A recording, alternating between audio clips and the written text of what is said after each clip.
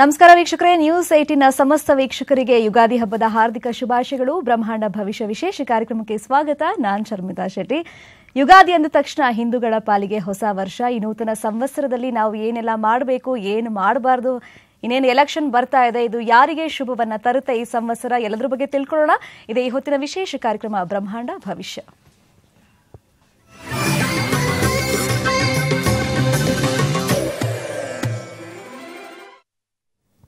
ಯುಗಾದಿ ಭವಿಷ್ಯವನ್ನು ತಿಳಿಸಿಕೊಡೋದಕ್ಕೆ ನಮ್ಮ ಸ್ಟುಡಿಯೋದಲ್ಲಿ ಇದ್ದಾರೆ ಶ್ರೀ ಸಂಪೂರ್ಣ ವರ ಮಹಾಲಕ್ಷ್ಮಿ ಮಹಾ ಸಂಸ್ಥಾನದ ಸಂಸ್ಥಾಪಕರು ಹಾಗೇನೆ ವ್ಯವಸ್ಥಾಪಕ ನಿರ್ದೇಶಕರು ಆಗಿರುವಂತಹ ಬ್ರಹ್ಮಾಂಡ ಗುರುಜಿ ಶ್ರೀ ನರೇಂದ್ರ ಬಾಬು ಶರ್ಮಾ ಗುರುಜಿ. ಗುರುಜಿ ನಮಸ್ತೆ, ಕಾರ್ಯಕ್ರಮಕ್ಕೆ ಸ್ವಾಗತ. ಹಾಗೆ ನಿಮಗೆ ಯುಗಾದಿ ಹಬ್ಬದ ಹಾರ್ದಿಕ ಶುಭಾಶಯಗಳು ನಮ್ಮ ಕಡೆಯಿಂದ. ನಿನಗೂ ಯುಗಾದಿ ಹಬ್ಬದ ಶುಭಾಶಯಗಳು ಮತ್ತು ಎಲ್ಲರಿಗೂ ವೀಕ್ಷಕ ಬಾಂಧವರಿಗೆ, ದೈವಾನುಗ್ರಹ ಭಕ್ತ ಪ್ರಿಯರಿಗೆ ಎಲ್ಲರಿಗೂ ಹೊಸ ವರ್ಷದ ಶುಭಾಶಯಗಳು. ಗುರುಜಿ, ಹೇ ವಿಳಂಬಿ ಸಂವತ್ಸರದಿಂದ ನಾವು ಶ್ರೀ ವಿಳಂಬಿ ಸಂವತ್ಸರದ ಕಡೆಗೆ ಹೆಜ್ಜೆಯನ್ನ ಇಡ್ತಾ ಇದ್ದೀವಿ. ಈ ಸಂವತ್ಸರದಿಂದ ಅಂದ್ರೆ ಚೇಂಜ್ ಆಗ್ತಿದೆ ಸಂವತ್ಸರ, ಏನ್ ಡಿಫ್ರೆನ್ಸ್ ಆಗುತ್ತೆ ಇದರಿಂದ? ಎಲ್ಲ ದೈವಾನುಗ್ರಹ ಭಕ್ತ ಪ್ರಿಯರೇ, ಪ್ರಿಯ ವೀಕ್ಷಕರೇ, ತಮ್ಮೆಲ್ಲರಿಗೂ ಆಧಾರದ ಸ್ವಾಗತ ಸುಸ್ವಾಗತ. ಅಗಜಾನಂ ಪದ್ಮಾರ್ಕಂ ಗಜಾನನಂ ಹರ್ನಿಶಂ ಅನೇಕದಂತಂ ಭಕ್ತಾನಾಂ ಏಕದಂತಂ ಉಪಾಸ್ಮಹೆ. ದಿವಾಕರನಮಸ್ತುಭ್ಯಂ ಬಲ್ಲೂಕ ಪುಷ್ಪ ಸಂಕಾಶಂ ಹಾರ ಕುಂಡಲ ಶೋಭಿತೆ ಏಕಚಕ್ರಂ ಧರಂ ದೇವಂ ತಂ ಸೂರ್ಯಂ ಪ್ರಣಮಾಮ್ಯಹಂ. ಸೂರ್ಯಂ ಜಗತ್ಕರ್ತಾನಾಂ ಜ್ಞಾನಮೋಕ್ಷ ಪ್ರದಾಯಕಂ ಸೂರ್ಯಾಷ್ಟಕಂ ಪಟೇ ನಿತ್ಯಂ ಗೃಹ ಪೀಡ ಪರಿನಾಶನಂ. ಇದು ಶ್ರೀವಿಳಂಬಿ ನಾಮ ಸಂವತ್ಸರಕ್ಕೆ ಕಾಲಿಡ್ತೀವಿ, ಹೇ ವಿಳಂಬಿಯನ್ನು ಮುಗಿಸ್ತೀವಿ. ಯುಗಾದಿ ಅಂತಕ್ಕಂಥದ್ದು ಎಷ್ಟೋ ಜನಕ್ಕೆ ಗೊತ್ತಿಲ್ಲ. ಸೂರ್ಯನಾರಾಯಣನ ಪ್ರಕಾಶಪೂರ್ವಕವಾಗಿ ಹಬ್ಬವನ್ನು ಆಚರಿಸಬೇಕು. ಈ ದಿನವೇ ಸಾಕ್ಷಾತ್ ಪಾರ್ವತೀ ದೇವಿಗೆ ಪರಮೇಶ್ವರನು ಮಾಂಗಲ್ಯ ಧಾರಣೆಯನ್ನು ಮಾಡಿರತಕ್ಕಂಥ ಸುದಿನ. ಸಂಕ್ರಾಂತಿಯ ನಂತರ ಬರತಕ್ಕಂಥ ಯುಗಾದಿಯು ಮಕರ ರಾಶಿಯಲ್ಲಿ ಸೂರ್ಯ ಪ್ರವೇಶ ಮಾಡ್ತಾನೆ. ಕುಂಭಕ್ಕೆ ಪರಿವರ್ತನೆ ಆದಾಗ ಶನಿಯ ಅಂಧಕಾರದಲ್ಲಿ ಸೂರ್ಯನ ಮುಳುಗೋಗ್ತಾನೆ.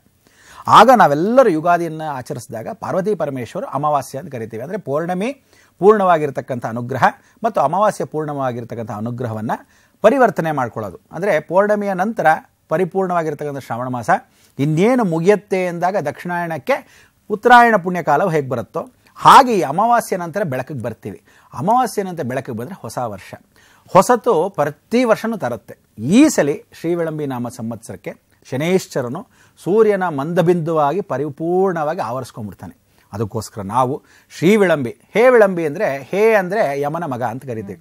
ಶ್ರೀವಿಳಂಬಿ ಅಂತಕ್ಕಂಥದ್ದು ಅಯು ಅಂತಕ್ಕಂಥ ಪರಿಪೂರ್ಣವಾಗಿರ್ತಕ್ಕಂಥ ಯಮನ ಹೆಂಡತಿ ಮತ್ತು ಯಮಿ ಅಂತಕ್ಕಂಥ ಸಹೋದರಿ. ಈ ವರ್ಷದ ಎಲ್ಲರೂ ಇವರ ಆದೇಶಪೂರ್ವಕವಾಗಿ, ಇವರ ಅನುಗ್ರಹಪೂರ್ವಕವಾಗಿ, ಇವರ ಸಂಪೂರ್ಣವಾಗಿರ್ತಕ್ಕಂಥ ಅಧಿಕಾರಪೂರ್ವಕವಾಗಿ ನಡೀಬೇಕಾದ್ರೆ ಯಾರ ಕುಟುಂಬ? ಸೂರ್ಯನ ಕುಟುಂಬ.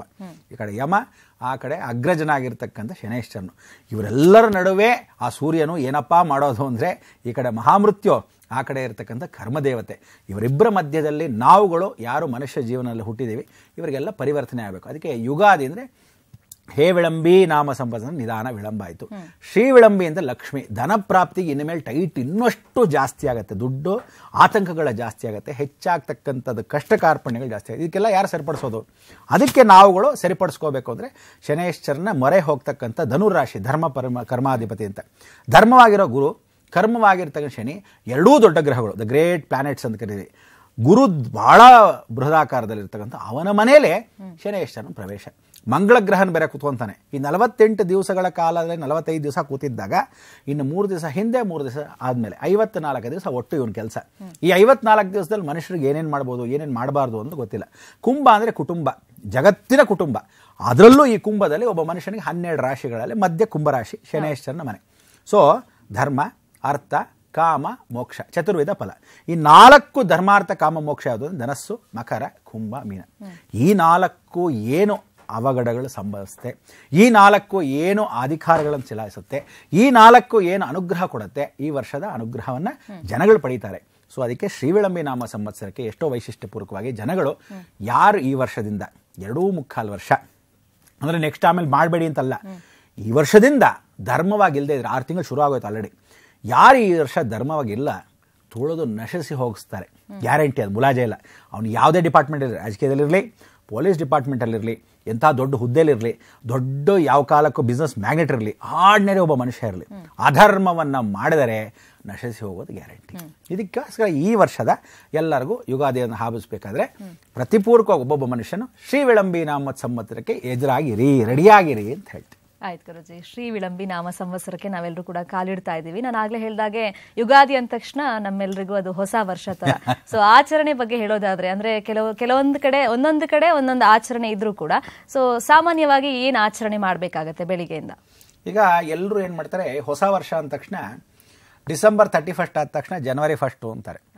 ಹಿಂದೂ ಸಂಪ್ರದಾಯದ ಪ್ರಕಾರವಾಗಿ, ಸರ್ವಧರ್ಮ ಪ್ರಕಾರವಾಗಿ ಈ ಭೂಮಂಡಲದಲ್ಲಿ ಮನುಷ್ಯ ಹುಟ್ಟಬೇಕಾದ್ರೆ ಯುಗಾದಿನೇ ಬಹಳ ಮುಖ್ಯ. ಅಂದರೆ ದಕ್ಷಿಣಾಯಣದಿಂದ ಉತ್ತರಾಯಣಕ್ಕೆ ಕಾಲಿಟ್ಟಾಗ ಯುಗಾದಿ ಸಂಕ್ರಾಂತಿ ನಂತರ ಬರ್ತಕ್ಕಂಥದ್ರಲ್ಲಿ ಈಗ ಇರತಕ್ಕಂಥ ನಾವು ಮಾಘ ಮಾಸದ ನಂತರ ಬರ್ತಕ್ಕಂಥ ಸೂರ್ಯಕಿರಣದಲ್ಲಿ ನಾವು ಪ್ರಾರ್ಥನೆ ಮಾಡಬೇಕು. ಕುಂಭದಲ್ಲಿ ಪ್ರವೇಶ ಮಾಡಿದಾಗ ಕುಟುಂಬವನ್ನು ರಕ್ಷಣೆ ಮಾಡತಕ್ಕಂಥದ್ದು. ಸೊ ಇಡೀ ಜಗತ್ತಲ್ಲಿ ಕುಟುಂಬ, ಹೆಂಡತಿ ಮಕ್ಕಳು, ಧರ್ಮ ಸಂಸ್ಥಾಪನೆ, ಅವರವರ ಅನುಕೂಲಕ್ಕೆ ದೊಡ್ಡ ಕುಟುಂಬ ಚಿಕ್ಕ ಕುಟುಂಬ ಇರುತ್ತೆ. ಇದಕ್ಕೆಲ್ಲರಿಗೂ ಕಾರಣ ಜಗದಪಿತಂ ಒಂದೇ ಪಾರ್ವತಿ ಪರಮೇಶ್ವರ, ಎಲ್ಲರಿಗೂ ಒಬ್ಬನೇ ಪಾರ್ವತಿ ಪರಮೇಶ್ವರ. ಇಂಥ ಒಂದು ಪಾರ್ವತಿ ಪರಮೇಶ್ವರನ ಪ್ರಾರ್ಥನೆ ಮಾಡ್ಕೊಳ್ಳೋ ಈ ಮಾಂಗಲ್ಯ ಧಾರಣೆಯನ್ನು ಮಾಡಿರತಕ್ಕಂಥ ಶಿವನು ಇಡೀ ಜಗತ್ತಿಗೆ ಸರ್ವಮಂಗಳ ಮಾಂಗಲ್ಯ ಶಿವೇ ಸರ್ವಾರ್ಥ ಸಾಧಿಕೆ ಶರಣ್ಯೇ ತ್ರ್ಯಂಬಕೆ ಗೌರಿ ಶಿವನಾರಾಯಣಿ ನಮಸ್ತುತಿಯಿಂದ ಮಾಂಗಲ್ಯ ಫಸ್ಟ್ ಇಂಟ್ರಡಕ್ಷನ್ ಯಾವಾಗಾಯಿತು ಅಂದರೆ ಯುಗಾದಿ ಹಬ್ಬದ ದಿವಸ. ಇದಕ್ಕೆ ಇವತ್ತಿಗೂ ದಕ್ಷಿಣ ಭಾರತದಲ್ಲಿ ಇರತಕ್ಕಂಥದ್ದು ಏನಂದರೆ ರಾಜರಾಜ ಚೋಳನ್ ಇವತ್ತಿಗೂ ಯುಗಾದಿ ಆಗಿರತಕ್ಕಂಥ ದೇವಸ್ಥಾನವೇ ಪರಿಪೂರ್ಣವಾಗಿರ್ತಕ್ಕಂಥ ಒಂದು ಕ್ಷೇತ್ರ ಇದೆ, ತಿರುಮಣಂಚೇರಿ ಅಂತ. ಈ ಕ್ಷೇತ್ರದಲ್ಲಿ ಪರಿಪೂರ್ಣವಾಗಿ ಅದರ ವೈಶಿಷ್ಟ್ಯತೆ, ಹೇಗೆ ಪ್ರತಿಷ್ಠಾಪನೆ ಮಾಡಬೇಕು, ಕಲಶ ಯಾವ ರೀತಿ ಮಾಡಬೇಕು, ಯುಗಾದಿ ಹಬ್ಬಕ್ಕೆ ಏನು ತರಬೇಕು ಅಂತ ಇದೇನು ಹೇಳುತ್ತೆ. ಹೀಗೆ ಇಟ್ಕೊಂಡಾಗ ಜ್ಞಾನ, ಆಕಾಶ ಮಾರ್ಗ, ಎರಡದು ಪಾತಾಳ. ಸೊ ಪಾತಾಳದೊಳಗಾಗಿರತಕ್ಕಂಥದ್ದು ಯಾವುದು? ಈ ಬೆಲ್ಲ. ಈ ಬೆಲ್ಲ ಅನ್ನೋದೇನು ಅಂದರೆ ಮಧುಪ್ರಿಯಾಂ ದೇವೀಂ ಅಂತ. ಭೂಮಿನಲ್ಲಿ ಬರತಕ್ಕಂಥದ್ದು ಯಾವುದಿದೆಯೋ ಫಸಲು ಅದು ಅಮೃತವಾಗಿರಬೇಕು, ಮಧುವಾಗಿರಬೇಕು. ಅದು ಯಾವುದು ಅಂತ ಕಬ್ಬಿಂದ ಬರುತ್ತೆ, ಅಲ್ಲಿಂದ ಬೆಲ್ಲ ಆಗುತ್ತೆ. ಎಲ್ಲರೂ ಬೆಲ್ಲ ಇವಾಗ ಏನಾಗಿದೆ ಇತ್ತೀಚೆಗೆ ಈ ಅಚ್ಚು ಬೆಲ್ಲ ಬಂದ್ಬಿಡುತ್ತೆ, ಅದು ಮುದ್ದೆ ಬೆಲ್ಲನೇ ಆಗಿರಬೇಕು. ಸುಣ್ಣ ಹಾಕಬಾರ್ದು, ಸುಣ್ಣ ಹಾಕಿತೋ ದೋಷ. ಏನು ಮಾಡೋದು, ಅವ್ರು ಕಲರ್ ಬರಲಿ ಅಂತ ಸುಣ್ಣ ಹಾಕ್ತಾರೆ, ಒಂದಷ್ಟು ವಿಶೇಷವಾಗಿ ವ್ಯಾಪಾರ ಆಗುತ್ತೆ. ಯಾವಾಗಲೂ ಕಪ್ಪಾಗಿರಬೇಕು, ಕೆಂಪಾಗಿರಬೇಕು, ಕಾದಿದ್ದ ಹಾಗೆ ಒಳ್ಳೆ ರಾಸಾಯನಿಕವಾಗಿರ್ತಕ್ಕಂಥದ್ದು ಇರಬೇಕು. ಜೋನಿ ಬೆಲ್ಲ ಅಂತ ಏನಂತೀವಿ, ಹಾಗೆ ಮೆತ್ತಿಗಿರ್ತಕ್ಕಂಥದ್ದು ಮುದ್ದೆ ಬೆಲ್ಲ ಆಗಿರುತ್ತೆ. ಈ ಬೆಲ್ಲದ ಜೊತೆಗೆ ಚಿಗುರ ಆಗಿರತಕ್ಕಂಥ ಎಲೆಗಳು, ಎಲ್ಲರೂ ಏನು ಮಾಡ್ತಾರೆ, ಬೇವಿನ ಎಲೆ ಅಂದ ತಕ್ಷಣ ದೊಡ್ಡ ದೊಡ್ಡ ಎಲೆಗಳು ಅಂತಾರೆ, ತಗೋಬಾರ್ದು. ಚಿಗುರೆ ಎಲೆ ಅಂದರೆ ಎಷ್ಟು ಕಹಿ ಇರುತ್ತೋ, ಕೈ ಕೆಸರಾದರೆ ಬಾಯಿ ಮೊಸರು. ಇವ್ರಿಗೇನು ಗೊತ್ತಾ, ಕಹಿನೇ ಬೇಡ. ಇನ್ನಷ್ಟು ತಲೆ ಅರಟೆಗಳಿದ್ದಾರೆ, ಅದು ಯಾರು ಶಾಸ್ತ್ರ ಕಂಡು ಹಿಡಿದ್ರು ನನಗೂ ಗೊತ್ತಿಲ್ಲ. ಏನು ಮಾಡ್ತಾರೆ, ಹುರ್ಗಡ್ಲೆ ಅವ್ರಿಗೆ ಬೇಕು ಅಂತ ಒಂದು ಸ್ವಲ್ಪ ಸಕ್ಕರೆ, ಒಂದಷ್ಟು ಕಡಲೆಕಾಯಿ ಬೀಜ ಎಲ್ಲ ಹಾಕಿಟ್ಕೊಂಡ್ಬಿಟ್ಟು ಅದ್ರ ಜೊತೆ ಸೇರಿಸ್ಕೊಳ್ಳೋದು. ಈ ಥರ ಶಾಸ್ತ್ರವೇ ಇಲ್ಲ. ಜಗತ್ತಲ್ಲಿ ಏನು ಹೇಳುತ್ತೆ, ಇದನ್ನು ಪುಡಿ ಮಾಡಬಾರ್ದು. ಆಕಾಶಂ ಪತಿತೋ ಮಿತಾಗಚ್ಚ ಸಾಗರ, ಆಕಾಶದಲ್ಲಿರ್ತಕ್ಕಂಥ ಮಾರ್ಗದಲ್ಲಿ ಚೌಡೇಶ್ವರಿನವರು ಸರಸ್ವತಿ ಬ್ರಹ್ಮನ ಹೆಂಡತಿ. ಅವಳು ಮದುವೆ ಆಗದೆ ಇರೋದು ಸಪ್ತಋಷಿಗಳ ಜೊತೆನೇ ವಿಶೇಷವಾಗಿರ್ತಾಳೆ. ಯುಗಾದಿ ಹಬ್ಬಕ್ಕೆ ಭೂಲೋಕಕ್ಕೆ ಕಾಲಿಟ್ಟು ಸ್ಪರ್ಶಕಾಲಕ್ಕೆ ಗೌತಮ್ ಋಷಿ ಆಶ್ರಮಕ್ಕೆ ಪ್ರವೇಶ ಮಾಡ್ತಾಳೆ. ಆವತ್ತಿನ ದಿವಸ ಯುಗಾದಿಗೆ ಅವಳು ಎಲ್ಲಿ ಕೂತ್ಕೊತಾಳೆ ಅಂದರೆ ಚೌಡೇಶ್ವರಿಯಾಗಿ ಕೂತ್ಕೊಳ್ಳೋದು ಬೇವಿನ ಮರದಲ್ಲಿ. ಬೇವಿನ ಚಿಗುರನ್ನು ತಗೊಂಡು ಅಮೃತವಾಗಿರ್ತಕ್ಕಂಥ ಮಹಾಲಕ್ಷ್ಮಿಯ ಇಬ್ಬರನ್ನೂ ಸೇರಿಸೋದು. ಯೋಗ ಭೋಗ ನಕ್ಷತ್ರ ಅಂದರೆ ಮೇಲಿನ ತ್ರಿಕೋಣ ಪದ್ಮಾಸನ ಸ್ಥಿತೇ ದೇವಿ ಪರಬ್ರಹ್ಮ ಸ್ವರೂಪಿಣಿ, ಮೇಲ್ಗಡೆ ಟ್ರಯಾಂಗಲ್ ಏನಿರುತ್ತೆ ಅದು ಪದ್ಮಾವತಿ ಸಾಕ್ಷಾತ್ ಲಕ್ಷ್ಮಿ.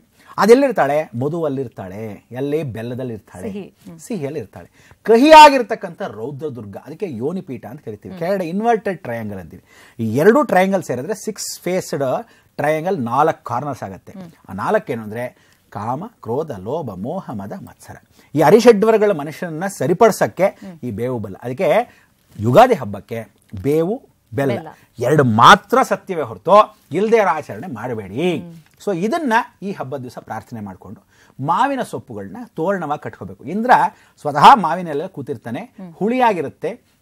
ಯಾಕೆಂದ್ರೆ ಅವನಿಗೆ ಇರೋದೇನು ಅಂದರೆ ಜಗತ್ತು ಪರಮೇಶ್ವರನಿಗೆ ದೋಷಕರವಾಗಿರ್ತಕ್ಕಂಥ ಇಂದ್ರಿಯಗಳನ್ನು ಕಂಟ್ರೋಲ್ ಮಾಡಕ್ಕೊಳಕ್ಕಾಗಲ್ಲ. ಅದಕ್ಕೆ ಮನುಷ್ಯ ಕಪಿಚೇಷ್ಟೆ, ಅವನಿಗೆಲ್ಲ ಕಾಮ, ಕ್ರೋಧ, ಲೋಭ, ಮೋಹಾದಿಗಳೆಲ್ಲ ಇರುತ್ತೆ. ಅದನ್ನು ಸರಿಪಡಿಸೋದೇನೆಂದರೆ ಮಾವಿನಕಾಯಿ. ಸೊ ಈ ಮಾವಿನಕಾಯಿ ಬೆಳೆಯೋ ಸೀಸನ್ ಸಮಯದಲ್ಲಿ ಕಲಶಕ್ಕೆ ಅಮೃತ ಕಲಶವಾಗಿರ್ತಕ್ಕಂಥ ಮಾವಿನಕಾಯಿ, ಅದಾದ ಮೇಲೆ ಇರ್ತಕ್ಕಂಥ ಬೆಲ್ಲ ಮತ್ತು ಚಿಗುರು ಆಗಿರ್ತಕ್ಕಂಥ ಬೇವಿನ ಎಲೆ, ಇಷ್ಟನ್ನು ಸೇರಿ ಯುಗಾದಿ ಹಬ್ಬಕ್ಕೆ ಪಂಚಾಂಗಗಳು ಅಗ್ನಿ, ವಾಯು, ಜಲ, ಭೂಮಿ, ಆಕಾಶ. ಈ ಶಾಸ್ತ್ರದ ಪಂಚಾಂಗಗಳಲ್ಲಿ ಶೃಂಗೇರಿ ಪಂಚಾಂಗ ಒಂದು ಕಡೆ ಇದೆ, ಮಂಗಳೂರು ಪಂಚಾಂಗ ಒಂದು ಕಡೆ, ಉಡುಪಿ ಪಂಚಾಂಗ ಒಂಥರ ಐತೆ, ಚಾಮರಾಜನಗರದ ಪಂಚಾಂಗ ಒಂದು ಕಡೆ ಇದೆ, ಮೈಸೂರು ಪ್ರಾಂತದ ಪಂಚಾಂಗ. ಇವರೆಲ್ಲ ಯಾವುದೇ ಇಟ್ಕೊಳ್ಳಿ, ಆ ಪಂಚಾಂಗ ಶ್ರವಣಂ ಸಾಯಂಕಾಲ ಚಂದ್ರ ದರ್ಶನವನ್ನು ಮಾಡಿ ತದನಂತರ ಯುಗಾದಿ ಹಬ್ಬ ಅಂತ. ಚಂದ್ರದರ್ಶನ ಮಾಡೋರ್ಗು ಇದ್ ಕಡೆ ಶುಗರ್ BP ಬಂದ್ಬಿಟ್ರು ಅಂದ್ರೆ ಅಷ್ಟೊತ್ತು ತಿನ್ನಕ್ಕಾಗಲ್ಲ, ಬೇಗ ನುಂಗ್ಬಿಡ್ತಾರೆ. ಹಾಗೆಲ್ಲ ಏನೂ ಇಲ್ಲ. ಶಾಸ್ತ್ರ ಏನು ಹೇಳುತ್ತೆ, ಪಂಚಾಂಗ ಶ್ರವಣ ಬೆಳಗ್ಗೆ ಎದ್ದು ಸ್ನಾನ ಮಾಡಿದ ತಕ್ಷಣ, ಕಲಶಾವನೆ ಮಾಡಿದ ತಕ್ಷಣ ಒಂದು ಸ್ವಲ್ಪ ಶ್ರವಣವನ್ನು ಮಾಡಿ ನಮಸ್ಕಾರವನ್ನು ಮಾಡ್ಕೊಂಡು ತಮ್ಮ ಊಟಗಳನ್ನ ತಾವು ಮಾಡ್ಕೊಳ್ಳಿ. ಈ ಹಬ್ಬದ ಆಚರಣೆಗಳು ಹೀಗೇ ಇರಬೇಕು ಅಂತ ಕ್ರಮ ಇದೆ. ಕಲಶ ಹೇಗಿಡಬೇಕು, ಅದಕ್ಕೆ ಪೂಜೆ ಹೇಗಿಡಬೇಕು, ಯಾವುದ್ರ ಮೇಲೆ ಇಡಬೇಕು, ಎಷ್ಟೋ ಜನ ತಿಳ್ಕೋಬೇಕು. ಅದಕ್ಕೆ ನಮಗೆ ಈಗ News 18 ಮುಖಾಂತರ ಜನಗಳಿಗೆ ತಿಳಿಸಕ್ಕೆ ಯಾಕೆ ಇವತ್ತೇ ಕಾರ್ಯಕ್ರಮ ಮಾಡ್ತಿದೀವಿ ಅಂದರೆ, ನಾಳೆ ಬೆಳಗ್ಗೆ ಹೇಳೋಕ್ಕಿಂತನೂ ಇವತ್ತು ಮಾಡಿದಾಗ ಇವತ್ತೇ ಹಬ್ಬದ ಕಾರಣ ಇದ್ದಾಗ ಎಲ್ಲರೂ ತಿಳ್ಕೊಳ್ಳಿ, ಇನ್ನಷ್ಟು ಸ್ವಲ್ಪ ಮಟ್ಟಕ್ಕೆ ತೋರಿಸ್ಕೊಟ್ರೆ ನೋಡಿ ಇನ್ನಷ್ಟು ಸಂತೋಷವಾಗಿ ಮಾಡ್ಲಿ, ಸರಿಯಾಗಿ ಮಾಡ್ಲಿ ಅನ್ನೋದು. ಹೌದು, ಸರಳವಾಗಿದ್ರು ಕೂಡ ಕ್ರಮಬದ್ಧವಾಗಿ ಆಚರಣೆ ಮಾಡಬೇಕು ಅಂತ. ಸರಿ ಗುರುಜಿ, ಆ ಕಳಸ ಎಲ್ಲ ಯಾವ ರೀತಿಯಾಗಿರ್ಬೇಕಂತ ನಿಮ್ಮ ಹತ್ರ ಕೇಳ್ತೀನಿ ಮುಂದಿನ ಭಾಗದಲ್ಲಿ. ಬಟ್ ಈಗ ಚಾಂದ್ರಮಾನ ಯುಗಾದಿ ನಾವೀಗ ಆಚರಣೆಯನ್ನ ಮಾಡ್ತಿರೋದು ಸೌರಮಾನ ಯುಗಾದಿ ಅಂತ. ಅಂದ್ರೆ ದಕ್ಷಿಣ ಭಾಗದಲ್ಲಿ, ಅದರಲ್ಲೂ ಮಂಗಳೂರು ಭಾಗದಲ್ಲಿ, ಕರಾವಳಿ ಭಾಗದಲ್ಲಿ ಸೌರಮಾನ ಯುಗಾದಿಯನ್ನ ಆಚರಣೆ ಮಾಡ್ತಾರೆ, ಚಾಂದ್ರಮಾನ ಮಾಡೋದಿಲ್ಲ. ಅಂದ್ರೆ ಇದಕ್ಕೇನ್ ವ್ಯತ್ಯಾಸ ಇದೆ? ಸೌರಮಾನ ಅಂದರೆ ಈಗೇನಾಗಿದೆ, ಮುಸ್ಲಿಮ್ಸ್ ಎಲ್ಲರೂ ಚಂದ್ರನ್ ನೋಡಿ ಪರಿಪೂರ್ಣವಾಗಿ ಅನುಗ್ರಹ ಪಡಿತಾರೆ. ನಾವೇನು ಮಾಡ್ತೀವಿ, ಪಶ್ಚಿಮಕ್ಕೆ ಕಾಲ ಹಾಕೊಂಡು ಪೂರ್ವಕ್ಕೆ ಸೂರ್ಯನ ನಮಸ್ಕಾರ ಮಾಡ್ಕೊತೀವಿ. ಅವರೆಲ್ಲ ಏನು ಮಾಡ್ತಾರೆ, ಪಶ್ಚಿಮಕ್ಕೆ ತಲೆ ಹಾಕ್ಕೊಂತಾರೆ, ಪೂರ್ವಕ್ಕೆ ಕಾಲು ಹಾಕ್ಕೊಂತಾರೆ. ಅಂದರೆ ಅವರಿಗೆ ಚಂದ್ರನೇ ಮುಖ್ಯ. ನಾವೆಲ್ಲ ಕೆಲವರಿಗೆ ತಾಯಿಂದ್ರಿಗೆ ಹುಟ್ಟಿರೋದನ್ನ ಚಾಂದ್ರಮಾನ ಯುಗಾದಿ ಅಂತ ಕರಿತೀವಿ. ಆ ಚಾಂದ್ರಮಾನ ಯುಗಾದಿ, ಸೌರಮಾನ ಅಂದರೆ ಸೂರ್ಯನು ಆ ಪ್ರವೇಶದಲ್ಲಿ ಕುಂಭಕ್ಕೆ ಪ್ರವೇಶ ಮಾಡೋ ಸಮಯಕ್ಕೆ ಸೂರ್ಯನು ಇರ್ತಾನೆ. ಅಮಾವಾಸ್ಯೆ ಅಂದರೆ ಸೂರ್ಯ ಚಂದ್ರ ಇಬ್ರು ಒಟ್ಟಿಗೆ ಸೇರಿದ್ರೆ, ನಿನ್ನ ಜಾತಕದಲ್ಲಿ ನೋಡ್ಬೋದು, ಯಾವತ್ತು ಎರಡು ಒಟ್ಟಿಗಿರುತ್ತೋ ಈ ಅಮಾವಾಸ್ಯೆ ಗುಡ್ದವನಪ್ಪ ಇವನು ಅಂತೀವಿ. ಸೊ ಅಮಾವಾಸ್ಯೆ ಗಳಿಗೆ ಅನ್ನೋದೇ ಸೂರ್ಯ ಚಂದ್ರ. ಅದಕ್ಕೆ ದಕ್ಷಿಣ ಪ್ರಾಂತದಲ್ಲಿ ಇರತಕ್ಕಂಥ ಕರಾವಳಿ ಭಾಗದಲ್ಲಿ ಏನಕ್ಕೆ ಹೇಳ್ತಾರೆ, ಪರಶುರಾಮ ಕ್ಷೇತ್ರದಲ್ಲಿ ಸೌರಮಾನ ಯುಗಾದಿ. ಪರಶುರಾಮ ಅಂದ್ರೆ ರಾಮನ್ ಕಾಲದಲ್ಲೂ ಪರಶುರಾಮ ಬಂದು ಹೋದ ಅನ್ನೋ ಐತಿಕ ಇದೆ. ಅಂದ್ರೆ ಅವನು ಸೂರ್ಯವಂಶಸ್ಥನಾಗಿರ್ತಾನೆ. ಅದೇ ರಾಮಚಂದ್ರನು ಸೂರ್ಯವಂಶಸ್ಥನಾಗಿದ್ರು ಪರಶುರಾಮ ಸಮಯದಲ್ಲೂ ಇರ್ತಾನೆ, ಆದ್ರೆ ಕೌಸಲ್ಯಾನಂದನ ಆಗಿರ್ತಾನೆ. ಅದಕ್ಕೋಸ್ಕರ ಏನ್ ಮಾಡ್ತಾನೆ, ಚಾಂದ್ರಮಾನವನ್ನು ಆಚರಿಸ್ತಾರೆ. ಅದಕ್ಕೆ ನಮಗೆ ದ್ವಾಪರ ಯುಗದಲ್ಲೂ ಕೃತಯುಗದ ಪರಶುರಾಮ ಬಂದಿರೋದ್ರಿಂದ ಈ ಕಡೆ ಇರೋ ಕರಾವಳಿಯ ಭಾಗದಲ್ಲಿ ಇರ್ತಕ್ಕಂಥ ಪರಶುರಾಮನ ಆಚರಣೆ ಸೌರಮಾನ, ಈ ಕಡೆ ದಕ್ಷಿಣ ಭಾಗದಲ್ಲಿ ಇರತಕ್ಕಂಥವರೆಲ್ಲ ರಾಮಚಂದ್ರನ ಆಚರಣೆಯಿಂದ ಚಾಂದ್ರಮಾನನ ಪ್ರಾರ್ಥನೆ ಮಾಡ್ತಾರೆ. ಸೊ ಎರಡೂ ಪ್ರಾರ್ಥನೆಯನ್ನ ಮಾಡ್ಕೊಂಡಾಗ ರಾಮ ಕೃಷ್ಣ, ಹರೇ ರಾಮ ಹರೇ ರಾಮ, ರಾಮ ರಾಮ ಹರೇ ಹರೇ, ಹರೇ ಕೃಷ್ಣ ಹರೇ ಕೃಷ್ಣ, ಕೃಷ್ಣ ಕೃಷ್ಣ ಹರೇ ಹರೇ. ಸೊ ಅಮಾವಾಸ್ಯೆಗೆ ನಾವಿವತ್ತು ಮಾಡ್ಕೊಳ್ತಕ್ಕಂಥ ವೈಶಿಷ್ಟ್ಯತೆ ಅಂದರೆ ಹಬ್ಬವನ್ನ ಕತ್ತಲು ಕಳೆದು ಯಾವ ಯುಗವನ್ನ ಕಾಲಿಡ್ತೀವೋ ಬೆಳಕಿಗೆ, ಸೊ ಕತ್ತಲಿಂದ ಬೆಳಕಿಗೆ ಹೋಗ್ಬೇಕು, ಅಮಾವಾಸ್ಯೆಯಿಂದ ಪೌರ್ಣಮಿಗೆ ಹೋಗಬೇಕು. ಸೊ ಪೂರ್ಣಚಂದ್ರ ಉಗಾದಿಗಳನ್ನ ಪರಿಪೂರ್ಣವಾಗಿ ಆಗೋದ್ರಿಂದ ಕೆಲವರು ಚಾಂದ್ರಮಾನ ಮಾಡ್ತಾರೆ, ಕೆಲವರು ಸೌರಮಾನ ಮಾಡ್ತಾರೆ. ಆಯ್ತು, ಈಗ ಸರಳವಾಗಿ ಪೂಜೆಯನ್ನ ಮಾಡಬೇಕು, ಕ್ರಮಬದ್ಧವಾಗಿ ಮನೆಯಲ್ಲೇ ಮಾಡಬೇಕು ಅಂದ್ರೆ ಏನೆಲ್ಲ ಮಾಡ್ಬೇಕಾಗತ್ತೆ? ಸಾಧಾರಣವಾಗಿ ಯುಗಾದಿ ಹಬ್ಬನ ಎಲ್ಲರೂ ಮಾಡಬೇಕಾದ್ದೇನು ಅಂದ್ರೆ ಕುಟುಂಬ ಪರಿವಾರ ಸಮೇತ ಅಂತ ಕರೆಯುತ್ತೆ. ಒಂದು ಕುಟುಂಬ ಸೇರ್ಬೇಕಾದ್ರೆ ಬಹಳ ಕಷ್ಟ. ಒಂದು ಹಬ್ಬದ ಆಚರಣೆಯಲ್ಲಾದರೂ ಸೇರ್ತಾರೆ, ಆದರೆ ಮಗ ಬಂದು ಯಾರನ್ನೋ ಹುಡ್ಕೊಂಡು ಹೋಗಿರ್ತಾನೆ, ಮಗಳು ಇನ್ಯಾರಿಗೋ ಡೇಟ್ ಕೊಟ್ಟಿರ್ತಾಳೆ, ಹಿಂಗೆ ಎಲ್ಲರೂ ಬೀದಿ ಸುತ್ತಾ ಇದ್ರೆ ಪ್ರಯೋಜನ ಇಲ್ಲ. ಕುಟುಂಬ ಅಂತಕ್ಕಂಥದ್ದು ತಾಯಿ ತಂದೆ ಕುಟುಂಬ ಎಲ್ಲರೂ ಎದ್ದಿರಬೇಕು. ಧರ್ಮೋ ರಕ್ಷತೆ ರಕ್ಷಿತ. ಬೆಳಗಿನ ಜಾವ ಪ್ರಾತಃ ಕಾಲದಲ್ಲಿ ಸೂರ್ಯ ಬರೋ ಸಮಯಕ್ಕೆ ಇವರೆದ್ದು ಸೂರ್ಯನಾರಾಯಣ ಬರ್ತಾ ಇದೆಯಪ್ಪ ಅನ್ಬೇಕು. ಅಂದರೆ ನಾಳೆ ಹಬ್ಬಕ್ಕಲ್ಲ, ಪ್ರತಿದಿನ ಇದೇ ಕೆಲಸವಾಗಿರಬೇಕು. ಅವ್ರು ಹೇಳೋದಿಲ್ಲ. ಅದರಲ್ಲೂ ಈ ಸಲ ಅಂತೂ ಅವನ್ನ ಅವಲಂಬಿಸ್ಕೊಂಡ್ಬಿಡ್ತಾನೆ, ಯಾರು ಶನೇಶ್ವರ. ಈ ಥರ ಅವಲಂಬಿಸ್ಕೊಂಡಿರ್ತಕ್ಕಂಥ ಶನೇಶ್ವರನು ಮಂದಬುದ್ಧಿ ಅಂತ ಕರಿತೀವಿ. ಪ್ರತಿಯೊಬ್ಬನಿಗೂ ಆಗ್ತಕ್ಕಂಥ ಅನಾಹುತಗಳಿಗೆ ಈ ಸಲ ಎಲ್ಲರೂ ರೆಡಿಯಾಗಿರಿ ಅಂತ. ಅಂದರೆ ಕುಜನ ಜೊತೆಗೆ ಧರ್ಮ ಕರ್ಮಾಧಿಪತಿ ಕರ್ಮಾಧಿಪತಿ ಒಟ್ಟಿಗೆ ಇರಬಾರ್ದು. ಅದ್ರ ಜೊತೆಗೆ ಮಂಗಳಗ್ರಹ ಬೇರೆ ಇದ್ದಾರೆ. ಧರಣಿ ಗರ್ಭ ಸಂಭೂತಂ ವಿದ್ಯುತ್ ತಾಂಗಿದ ಸಮಪ್ರಭಂ. ಅಂದರೆ ಹೆಣ್ಣು ಮಕ್ಕಳಿಗೆ ವಿದ್ಯುತ್ ಅಂದರೆ ಎಲೆಕ್ಟ್ರಿಕ್ ಇಂದ ಜಾಗೃತೆ. ಸೊ ಅದಕ್ಕೆ ಏನು ಮಾಡಬೇಕು, ಕುಟುಂಬ ಸಮೇತವಾಗಿ ಪ್ರಾರ್ಥನೆ, ಅಮ್ಮ, ಮನೆದೇವರು, ಇಷ್ಟದೇವತೆ, ಕುಲದೇವತೆ 3 ಜನ ಸೇರಿ ಎಲ್ಲರೂ ಎದ್ದೇಳ್ರಪ್ಪ, ಇವತ್ತು ಆ ಬೇವು ಬೆಲ್ಲನ ಎಲ್ಲರೂ ಹಂಚಿ ತಿನ್ನಬೇಕು. ಅಂದರೆ ಮನೆಯವ್ರಿಗೆ ಮಾತ್ರ ತಿನ್ನಬೇಕು. ಇವ್ರೇನು ಮಾಡ್ತಾರೆ ಗೊತ್ತಾ, ಒಬ್ನ ಅವ್ರವ್ರ ಟೈಮ್ಗೆ, ಇವ್ರ ಟೈಮ್ಗೆ, ಅವ್ರ ಟೈಮ್ ಮಾಡಬಾರ್ದಾಗೆ. ಆಗ ಕುಟುಂಬ ಹಬ್ಬದಿನ ರಜೆ ಸಿಕ್ಕಿದೆ ಅಂತ ಖುಷಿ ಪಡೋರೆ ಜಾಸ್ತಿ ಅಂತ. ಆದ್ರೆ ವೇಸ್ಟ್ ಆಗೋಯ್ತಲ್ಲ ಅಂತ ಕೆಲವರಿಗೆ, ಸಿಕ್ಕಿಲ್ದೇ ಇರೋ ರಜಾ ಸಿಕ್ತಲ್ಲ ಅಂತ. ಅಂದ್ರೆ ಪ್ರತಿಯೊಬ್ರು ನಾಳೆ ಭಾನುವಾರ ಆಗಿರೋದ್ರಿಂದ ಇನ್ನೇನ್ ಮಾಡ್ತಾರೆ, ಇನ್ನಷ್ಟು ಸ್ವಲ್ಪ ಮಲ್ಕೊಳ್ಳೋಣ, ಆಮೇಲೆ ನೋಡ್ಕೊಳ್ಳೋಣ ಅಂತ. 5:15 to 6:30 ಸುಮೂರ್ತಂ ಸಾವಧಾನ ಅಂತ ಕರೀತಾರೆ. ನಾಳೆ ಮುಹೂರ್ತ ಇರೋದೇ ಉಗಾದಿಗೆ ಹಬ್ಬಕ್ಕೆ 5:15 to 6:30. 6 ಗಂಟೆ ಕರೆಕ್ಟ್ ಆಗಿ ಹೋರ ಅಂತ ಕರಿತೀವಿ. ಅಹೋರಾತ್ರಿ ಅಂತ ಹೋರಾಶಾಸ್ತ್ರ ಅಂತ ಕರಿತೀವಿ. ಅಹೋರಾತ್ರಿಯಲ್ಲಿ ಸೂರ್ಯ, ಸೋಮವಾರ ಅಕಸ್ಮಾತ್ ಆದರೆ ಚಂದ್ರ 6 ಗಂಟೆಗೆ ಚಂದ್ರ ಇರ್ತಾನೆ. ಮಂಗಳಗ್ರಹವಾಗಿರ್ತಕ್ಕಂಥ ಮಂಗಳವಾರ 6 ಗಂಟೆಗೆ ಮಂಗಳಗ್ರಹ ಆಗಿರ್ತಾನೆ. ನಾಳೆ ಬಂದು ಸೂರ್ಯನೇ ಇರೋದ್ರಿಂದ, ಸೂರ್ಯ ಚಂದ್ರನ ಮನೇಲೇ ಇರೋದ್ರಿಂದ, ಅಮಾವಾಸ್ಯೆಗೆ ನಂತರ ಪರಿಪೂರ್ಣವಾಗಿರ್ತಕ್ಕಂಥ ವ್ಯವಸ್ಥೆ ಆಗಿರೋದ್ರಿಂದ ಎಲ್ಲ ಮನುಷ್ಯರು ನಾಳೆ ಎಲ್ಲರೂ ಪ್ರತಿಯೊಬ್ಬನು ಬೆಳಗ್ಗೆ ಅಷ್ಟೊತ್ತಿಗೆ ಎದ್ದು 5:15 to 6:30 ಪೂಜೆ ಪುನಸ್ಕಾರಗಳು ರೆಡಿಯಾಗಿರ್ಬೇಕು. ಮಾಡದಿದ್ದ ಪಕ್ಷದಲ್ಲಿ ಪ್ರಯೋಜನ ಇಲ್ಲ.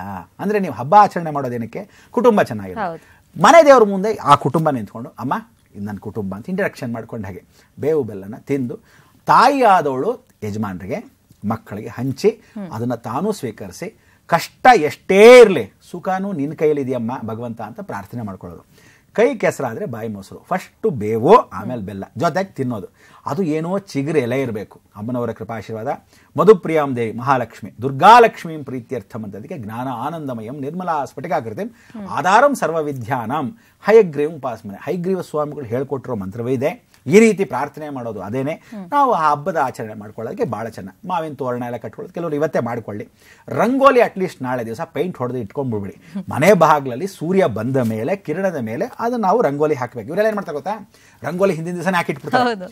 ರಾತ್ರಿ ಮಲಗಿರೋ ಮನುಷ್ಯ ಹೆಣದ ಸ್ವರೂಪ ಅಂತ ಕರಿತೀವಿ. ಎದ್ದಾಗಲೇ ಶನೇಶ್ವರನ ದೋಷ ಹೋಗೋದು, ಸ್ನಾನ ಮಾಡಬೇಕು. ಇವರೆಲ್ಲ ನಾಳೆ ಸ್ನಾನ ಮಾಡ್ತಾರೋ ಇಲ್ಲೋ ಗೊತ್ತಿಲ್ಲ, ಎಷ್ಟೋ ದಿವಸ ಸ್ನಾನ ಮಾಡ್ತಾರೆ, ಇವತ್ತು ಮಾಡ್ತಾರೆ. ಹೊಸ ಬಟ್ಟೆ ಅಂತಾರೆ, ಹೊಸದಾಗಿ ಹಾಕೊಂತಾರೆ. ಆ ರೀತಿ ಏನಾಗಿದೆ, ಬಟ್ಟೆಗಳನ್ನ ಕೂಡ ಹೊಸದಾಗಿ ಹಾಕೋಬೇಕು ಅಂದ್ರೆ ನಾಳೆ ಮಾತ್ರ ತಗೊಂತಾರೆ.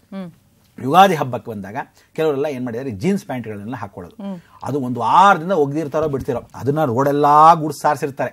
ಆ ಪ್ಯಾಂಟ್ಗಳನ್ನ ಹಾಕೋಬಾರ್ದು. ಹಾಗೆ ಅಂದ್ರೆ ಒಂದು ಶುಚಿರ್ಭೂತವಾದ ಬಟ್ಟೆಯನ್ನ ಮತ್ತಷ್ಟು ಶುಚಿರ್ಭೂತವಾಗಿ ಮರುದಿನ ಹಾಕೋಬೇಕು. ಹಾಕೊಂಡಾಗ ಬಟ್ಟೆಯನ್ನು ತುಳಿಯೋದು, ಹಾಕೊಳ್ತಕ್ಕಂಥದ್ದು ಇಂಥದ್ದೆಲ್ಲ ಮಾಡದೆ ಕುಟುಂಬ ಪಂಚೇಶಲ್ಲಿ ಎಲ್ಲ ಉಟ್ಕೊಂಡು ಲಕ್ಷಣವಾಗಿ ಪೂಜೆಯನ್ನು ಮಾಡಿ, ಹೆಣ್ಣು ಗೃಹಿಣಿ ನಾಳೆ ಅಲಂಕಾರ ಪೂರ್ವಕವಾಗಿ ಇವತ್ತು ನೀನು ಸುಂದರವಾಗಿರ್ತಕ್ಕಂಥ ಒಂದು ಸೀರೆ ಎಲ್ಲ ಮಟ್ಕೊಂಡಿದೆಯಾ ಆ ರೀತಿ ಅವರು ಇರ್ತಕ್ಕಂಥ. ಪಾಪ ಮಾಧ್ಯಮದಲ್ಲಿ ಎಷ್ಟೋ ಜನಕ್ಕೆ ಗೊತ್ತಿಲ್ಲದೆ ಇರತಕ್ಕಂಥದ್ದನ್ನ ವಿಶೇಷ ಪೂರ್ವಕವಾಗಿ ನಾವು ತಿಳಿಸಬೇಕು ಅಂದ್ರೆ ಕಲಶ ಆರಾಧನೆ ಮಾಡಬೇಕು. ಕಲಶ ಆರಾಧನೆ ಬಹಳ ಮುಖ್ಯ ಅಂದ್ರೆ ಮನೆ ಕುಟುಂಬ. ಕುಂಭ ಅನ್ನೋದೇ ಜ್ಞಾಪಕ ಇಟ್ಕೋಬೇಕು. ಅದು ಬರೀ ಗ್ರಹಗಳಿಗಲ್ಲ, ಮನೆ ಕುಟುಂಬಕ್ಕಲ್ಲ, ಇಡೀ ಜಗತ್ತಿಗೆ ಕುಂಭದಲ್ಲಿ ವಾಸವಾಗಿರ್ತಾನೆ ಶನೇಶ್ವರ. ಅವನು ಸೂರ್ಯನ ಮನೆಗೆ ಕರೆಸ್ಕೊಂಡು ಬರೆಸ್ಬಿಡ್ತಾನೆ, ಅಂದ್ರೆ ಕತ್ತಲನ್ನ ಆವರಿಸ್ತಾನೆ. ಇಂಥ ಕತ್ತಲನ್ನ ಆವರಿಸ್ಕೊಂಡ್ರೆ ಭಗವಂತ ಬೆಳಕಿನ ಹತ್ರ ಹೋಗ್ತಾ ಇದೀವಿ, ನಮ್ಮ ಕುಟುಂಬನ ಕಾಪಾಡು ಅಂತ ಪ್ರಾರ್ಥನೆ ಮಾಡಿದ್ವಿ. ಸೊ ನಾಳೆ ಎಲ್ಲರೂ ಏನು ಮಾಡಬೇಕು, ಒಂದು ಮಣೆಯನ್ನು ಹಾಕಬೇಕು. 5 ಕಾಲಿಂದ 6ವರೆಗೆ ರೆಡಿಯಾಗಿ ಪೂಜೆ ಶುರು ಮಾಡಬೇಕು. ನೀವು ಮಾಡಬೇಕಾದಿಷ್ಟೇ, ಬೇವು ಬೆಲ್ಲನ ಇಟ್ಕೊಳ್ಳೋದು, ವೀಳೆಲೆ ತಾಂಬೂಲಂ ಸಮರ್ಪಯ ಅಂತ ಕರಿತೀವಿ. ಆ ವೀಳೆದೆಲೆ ಮಧ್ಯದಲ್ಲಿ ಸ್ವಲ್ಪ ಮಟ್ಟಿಗೆ ಚಿಗುರೆಲೆ, ಅದರ ಮೇಲೆ ಒಂದು ಮುದ್ದೆ ಬೆಲ್ಲ. ಎಲ್ಲರೂ ಏನ್ ಮಾಡ್ತಾರೆ, ಈ ತರ ಬೆಲ್ಲ ಇಡಬೇಡಿ ಅಂತ ಮತ್ತೆ ಮತ್ತೆ ಜ್ಞಾಪಿಸ್ತಾ ಇದ್ದೀನಿ. ಸುಣ್ಣವನ್ನ ಹಾಕಿದ್ರೆ ಮಾತ್ರ ಬೆಳ್ಳಗಿ ತರ ಬೆಲ್ಲ ಇರೋದು, ಬೆಳ್ಳಗಲ್ಲ ಇಂಪಾರ್ಟೆಂಟು. ಆಲೆ ಮನೆಯಿಂದ ತೆಗೆದಿರೋ ಮುದ್ದೆ ಬೆಲ್ಲನ, ಆ ಬೆಲ್ಲನ ಪುಡಿ ಮಾಡಿ ಇದರ ಜೊತೆ ಸೇವಿಸಿದ್ರೆ ಇಷ್ಟಕಾಮ್ಯ ಸಿದ್ಧಿ ಆಗುತ್ತೆ. ಅದನ್ನ ನಮಸ್ಕಾರ ಮಾಡಿಕೊಂಡು ಮನೆ ದೇವರಿಗೆ ತೋರಿಸಿ ಒಂದು ಮಂಗಳಾರತಿಯನ್ನ ಕುಟುಂಬ ಪರಿವಾರ ಸಮೇತ ಮಾಡಿ, ಇನ್ಮೇಲಾದ್ರೂ ನಮ್ಮ ಕುಟುಂಬದಲ್ಲಿ 108 ಜಗಳ ಇರಲಿ, ಹಳೆದೆಲ್ಲ ಮರ್ತೋಗೋಣ. ಶ್ರೀ ವಿಳಂಬಿ ಕಾವಲ್ತಾ ಇದ್ದೀವಿ. ಫೈನಾನ್ಸ್ ಡಿಪಾರ್ಟ್ಮೆಂಟ್ ಬಹಳ ಕಷ್ಟ, ಜ್ಞಾಪಕ ಇಟ್ಕೊಳ್ಳಿ. ನರೇಂದ್ರ ಮೋದಿ ಅವತ್ತೇನೋ ಮಾಡಿದ್ರು, ಆದರೆ ನೆಕ್ಸ್ಟ್ ಈಗ ಇನ್ನೂ ಫೈನಾನ್ಸ್ ಟೈಟ್ ಆಗುತ್ತೆ. Up to September 26 ಬರೆದಿಟ್ಕೊಂಡ್ಬಿಡು.